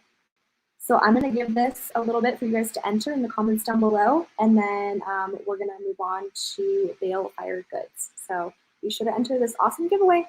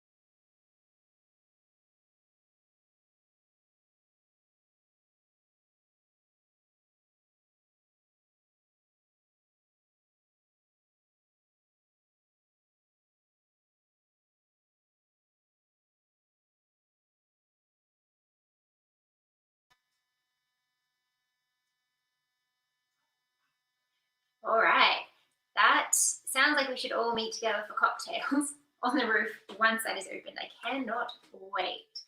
Next up, we've got Jamie from Balefire Goods. Now, Jamie couldn't be here live with us because she's actually running another live show. But what she does at Balefire Goods is she'll explain it all. But it's basically jewelry. It's beautiful. She's our second last vendor. So we're coming to the end, which is a bit sad. But if you look through my photos and Ashley Crowden's photos, you'll see a lot of the brides have pieces that they have gotten from Balefire Goods. So they've got a huge range, and it's like local artists. It's amazing, and she's going to tell you all about it. So here is the video from Jamie. All right, let's see if we can get this going. Oh yeah, and I will exit. Thanks, Allison, and hi everyone. My name is Jamie Ollier, and I'm the owner of Balefire Goods. We're an artisan jewelry gallery in Old Town Arvada, right outside of the Denver metro area. We make custom jewelry, like engagement rings and wedding bands, and we also carry the work of about 50 other artists. We love working with our customers to create unique pieces that really reflect them, their lifestyle, and their aesthetic. We believe the best pieces are a collaboration, and we love to provide guidance and education to our customers, but to also focus on listening to their ideas and input. Many of our former clients are now friends, and we were even hosting a customer's wedding in our gallery before coronavirus forced them to postpone it. Another focus of our work is that it is created with ethically sourced materials. Many of our customers have heirloom pieces of jewelry that they want created into new work. Using existing jewelry for the metal and stones is a great way to both honor your family, upcycle the materials, and save a little bit of money along the way. For those creating from scratch, we work with refiners that provide us with recycled metals, and we can source diamonds and gemstones that are also recycled, such as stuff taken from other jewelry or regionally sourced pieces like Montana sapphires, which come in a huge array of colors. And we can source stones and diamonds that are ethically sourced from smaller mines and family-owned stone cutting businesses as well. Here are the few of the rings that we made in our gallery and that were created by our gallery artists for our customers. I'm going to screen share and we'll take a look at some of those. Okay, so here's one we made pretty recently. It is a really classic, lasting design. This doesn't go out of style. It stands up to a lot of wear and tear. It's a great classic design. The stone was sourced. It is a recycled stone, but it's not from their family's on heirloom stone. It's one we found from another jeweler that takes in and buys jewelry. So it's a recycled stone in white gold. This set I really love. Another one that we did really recently. The band on top is a little diamond band to go against the engagement ring. And then the other ring, it's actually a map. It's this abstracted imagery of a map of Athens, Georgia. So they have now postponed their wedding as well, but they were getting married there, and they had their dating lifetime there. So this ring is really important because it highlights in this map, this location here, that's where they got engaged. This location right here, that was their first date. And this location here, that was their wedding venue. So it's a very personalized ring, but also just a cool design. I love this one. This is another one I really loved because it was a cool challenge. So they were one size different. So you can see this ring's a little thicker than this one down here. And the reason for that is they both were one size different from each other, but wanted these rings that interlocked. So we were able to just take away a little bit more metal on the inside for the sizing and make these two rings that fit together and became one whole. And then we also put their initials in the sides. So those also come together when they take their rings off. It's really cool. This one is yellow gold diamond, and the center stone is spinel. And people don't realize, but spinel is a really cool choice as well, the sapphire, for engagement rings, because it's a hardy stone. It's high on the Mohs hardness scale, so it'll stand up to the wear and tear, but you can add a lot of color and uniqueness to your ring by going with a stone like spinel or sapphire. This was a wedding set. We didn't do the engagement ring, but we did this mountain ring, and we do a lot of engraved rings. So we did the ocean side and the mountains here, and we can customize any sort of engraving to be whatever's important to you, but we do a lot of landscape engraving. This ring is sapphire and diamond, and shows one of the really organic, I don't know if this is really a wedding ring, but it gives you an idea of our style, and that shows this really organic, nature-inspired piece that we could do, because this is inspired by a twig and drops of dew on the twig. The complete opposite side of that is this ring, which is inspired by like machinery and industrial look and steampunk. This is a wedding ring. We reused some of her stones and then added some new black diamonds in. And it is a hodgepodge of metals. There's platinum, yellow gold, white gold, rose gold, all sorts of stuff going on there. But as you can see, it's a very robust design, really intricate ring. And it was so much fun to make because it's just so unusual. This one was heirloom ring. So we used all heirloom materials except for the center stone. The center stone is a sapphire, Montana sapphire. All the other materials were taken from family rings, and we upcycled them. So white gold, yellow gold, and diamond. This was a fun set. So the center stone's Montana sapphire, and then it's set in rose gold. And then the wedding bands are white gold with inlay of jasper. And so the jasper we used, they had actually brought back from a hike. It was a little rock from a hike, and we were able to take their stone and turn it into inlays in their wedding rings. This is a landscape, engraved landscape, and that's the landscape of the location where they got married. So they were inspired by their wedding location again, and so we put that on the ring, yellow, gold, and diamonds. This I'm showing is a little break from the others because this is an artist we carry, but he does these really amazing rings, and I just wanted you guys to see. So this is Mukumugane, which is a meshing of golds, and you can get these really amazing, beautiful patterns in these, kind of like a wood grain, but it holds up because in Colorado wood rings don't usually hold up very well. But he'll also do Damascus, which is a form of steel that has that same wood grain pattern. So I wanted to mention those because I just think they're cool. This was one of my favorite rings we've done. The customer came in with a pretty clear vision. She wanted something that was halfway between a sunset on the water and a flower. So we made 3 rings so she can wear them in any diversity, all featuring Montana sapphires. And the center stone is this orange with like yellow and blue light flashes set in rose gold. The top ring is yellow sapphire set in yellow gold, and the bottom is blue sapphire set in white gold. This was a fun ring that's just engraved, customized on the inside. So it is Pac-Man and little diamond pellets and ghosts. So it looks pretty like standard nondescript wedding ring in some ways on the outside, but you know it's got your interesting content on the inside. So this is white gold and Montana sapphire, really beautiful stone. Yellow gold and recycled diamond bands. Orange sapphire and yellow gold set, and they kind of fit together. You can see the orange sapphire is intentionally made a little offset from the band so that they fit together nicely. This was a remount, so heirloom jewelry that we redid into a new ring for them for their wedding, but they wanted to keep the spirit of the original ring that it was in. So this is what we made, and this is what was originally the setting for it. So you can say we just kind of streamlined, modernized it. So wedding ring set, really non-traditional kind of approach. And I really love this one because it turned out very cool.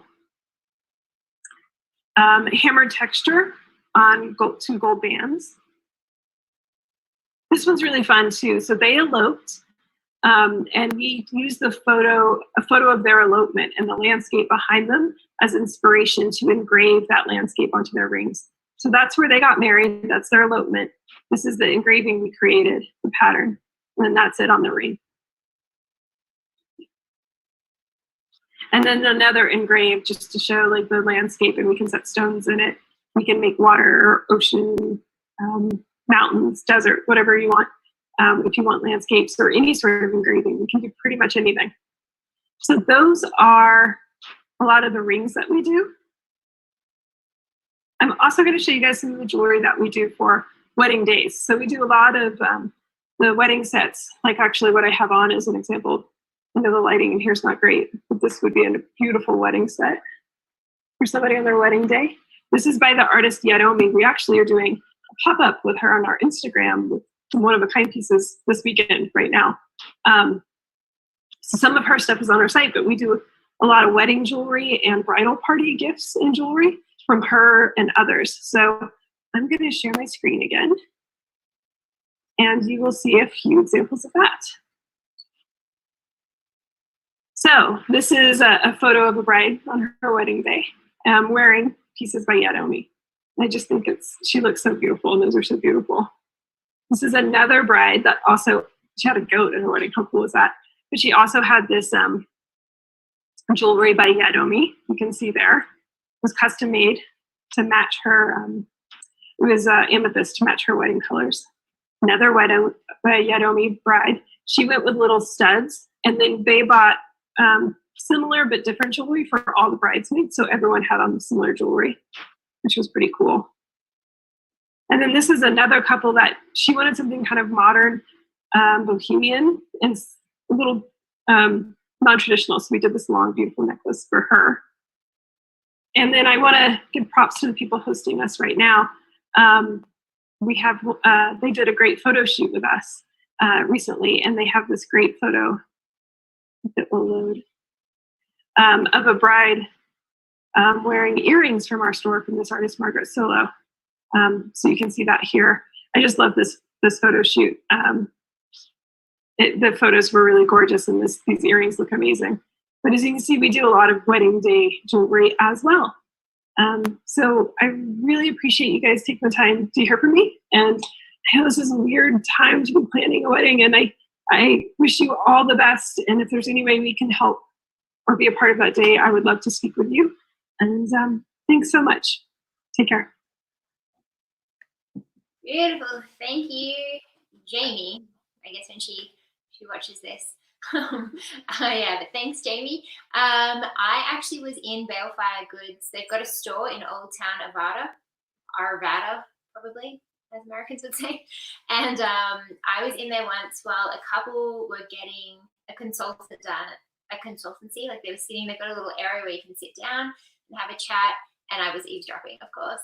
And they were talking about getting wedding rings, I think. I was piecing together things because I was, wedding rings made with each other's birthstones, which I just thought was such a beautiful idea. So if you are thinking about getting your rings customized, if you're trying to like drop some sneaky hints and you want to be proposed to, that is a great place to go to chat through different options and really find something that is unique and personal to you, and definitely one of a kind, which I think is beautiful. And actually, speaking of proposals, I offer proposal packages. So send me a DM and I can work out with you a sneaky way of getting to your significant other some hints and help them plan a beautiful proposal. Okay, now we are up to our last vendor. She's a little bit sad. We have Reverie coming up, and it might be a familiar face. We'll wait and see. I don't want to spoil the surprise. Oh gosh. Oh my goodness, it's Ingrid, everyone. Oh, there she is again. All right, take it away, Ingrid. Right. So if you guys are just hopping on, my name is Ingrid. I am the founder of Bridal Talk. I am a wedding and portrait photographer, and I'm also the owner of Reverie. I do all the things. As you can tell, I am obsessed with the wedding industry. It's just my passion. I love everything about it. It's just so fun. So I'm going to tell you a little bit about Reverie. So I do modern floral preservation. And that it's kind of crazy. So I'll show you just a few things. Basically, I found a way to keep your wedding bouquet forever. So this is a little example. This is a peony from last summer. It is so pretty. And this is what I do. I'm able to capture your bouquet and put it in like a hard cast, and you're able to keep it forever. The materials that I use are UV protected, so they do not yellow. They shouldn't yellow. Obviously, it's not the best to put it out in the sun, but they last your lifetime. Thank you, Ashley. That's so sweet. So yeah, I'm gonna kind of walk through kind of the process of how to get your bouquet preserved. I am in Bozeman, Montana, but I'm available to accept flowers nationwide, so that makes it super easy. Surprisingly enough, I get super nervous on these live streams, so I do have to look at my notes. Okay, so let me show you guys some videos while I am here.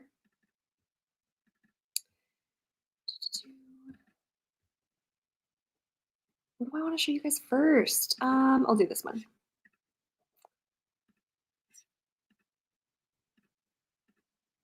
Okay, so here is an example of a really fun piece that I recently did. These were huge 9 by 3 or 4 inches, huge art pieces. And they had holes in them, you can kind of see. And they can hang on the wall, they can sit on a shelf. But these round art blocks are like so pretty. And they're really big, they're really thick, and they're just stunning. I love to use or I love to hang them by the ribbon that your bouquet was secured with. I think that's a really, really fun detail, and you can kind of see that I used that here. I kind of recycled and repurposed that. So there's that one. That one's super fun. What else can I show you? You can see here. I need like another, there we go. They're super thick, but they're just like glass. Like they're so beautiful. This was a really recent piece. This was a fall bouquet that I did. And I can also do really simple pieces as well. So I'll show you this one. Oops. Yeah, I need like my own technician over here. Make it smooth. Yeah, so I can also do really simple pieces too. Depending on your budget and depending on like, what you want as your art piece, I can do something super simple. This is just a little tiny flower that was in a bouquet, and we can really customize what you want to do. And this was just a really thin, cute little guy. And then we can also put holes in that as well. So that's kind of a little portfolio. You can also view my work on Instagram at reveriemt.com. Or no, reverie_mt. Let me find that really quick so you guys can see it. But I want to go through the process really quick. Let me find, there we go. You can see my Instagram handle right there. So the process of preserving your bouquet. So first of all, you'll need to save your date. My storage and everything gets really backed up during the summer. So it's really important to save your date so I can allow space for you. What that kind of requires is you going on my website, clicking on save your date, typing out your information, your wedding date, and all the good stuff. And we just arrange either pickup if you're local or overnighting it or mailing it over to me. What else? So since most of you watching are in Colorado, things get a little sticky with meetups. Obviously, I can't meet you right away. So you're gonna have to mail your flowers. All you have to do is I kind of walk you through it to make sure everything's all good. And I'll jump on a FaceTime with you to see which flowers are salvageable and which can be safely sent over. So what you do is you just wrap your flowers in damp paper towels, or you can get those little little vials that you get when you like buy single roses, you know. You can put those on there, but usually they're safe if they're just wrapped up in a bunch of paper towels, and then you just ship it off. Once I receive them, I put them in a little sandbox, is what I like to call it, and they like to take a little nap for about 6 to 8 weeks. Sometimes even peonies, like those really thick flowers, like this guy took, I think, around 12 weeks to fully dry out. So thicker flowers take longer, obviously, and then the thinner flowers can, it just depends. So takes them quite a while, but it's totally worth the wait. After that, I take them out of their little napping place and I spread them out and I send pictures of what you're kind of thinking. Usually, my couples will have a decision on what kind of art piece they want. So what I do is I kind of arrange different options. So I'll create 3 to 5 options of designs that you can pick from, and you choose a design and you sign off on that. And then once you have picked a design, the full preservation process is able to begin. So that process takes anywhere from 1 to 3 weeks, depends on how backed up I am. But it's not as slow as the drawing process. So that's the process. What else? I wanted to show you guys some little unique smaller pieces if you didn't want to do like a huge piece. Let's see here. I make little magnets. These are the Gen magnets, and they're tiny. They're about 1 inch long, and they're so cute. They can sit on your fridge or sit in your office on that file cabinet. They're just so cute. So that's a smaller option that you could do. I also do ring holders. When I first got married, I actually didn't know that like you should really take your ring off for basically everything. When you're getting in the shower, when you're washing your hands, and even when you're going to bed, like the fibers can like affect your prongs. So I did not know that. So that kind of inspired me to create this ring holder. Let me find it here.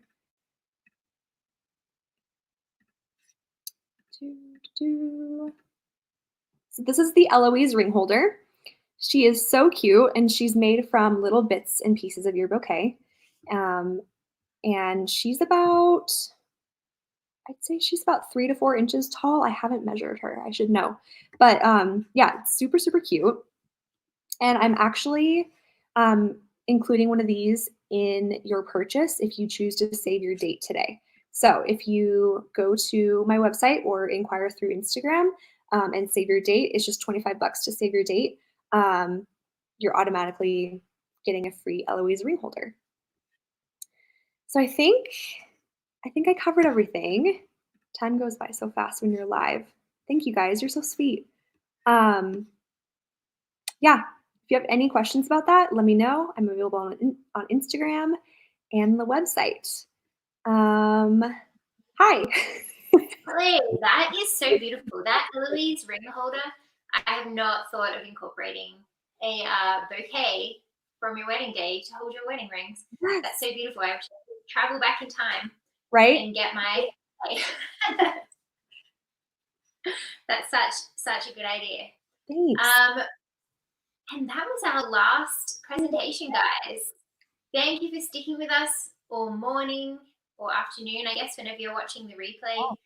I hope it was really helpful for you.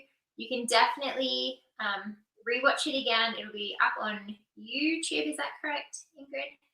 Yes. Yeah, you can rewatch on YouTube and it'll be on Facebook, so you can go back through, take notes. I feel like there was so much gold that people said throughout their presentations of like makeup considerations, getting a house. Like, how easy does that sound to get a down payment on a house now? Like, that seems so classy and so doable. Different photos. I feel very inspired. I'm ready to plan 1,000 weddings. Let's go. Beautiful. All right. Well, thanks for having us. Is there anything you want to say to close, Ingrid? I don't think so. I'm just so thankful for all of you who watched and all these amazing vendors. Like, just makes me so happy. And I really, really appreciate you guys. So thanks for watching. Catch us on the replay, enter those giveaways, and we'll see you around. Excellent. Bye, guys. Guys.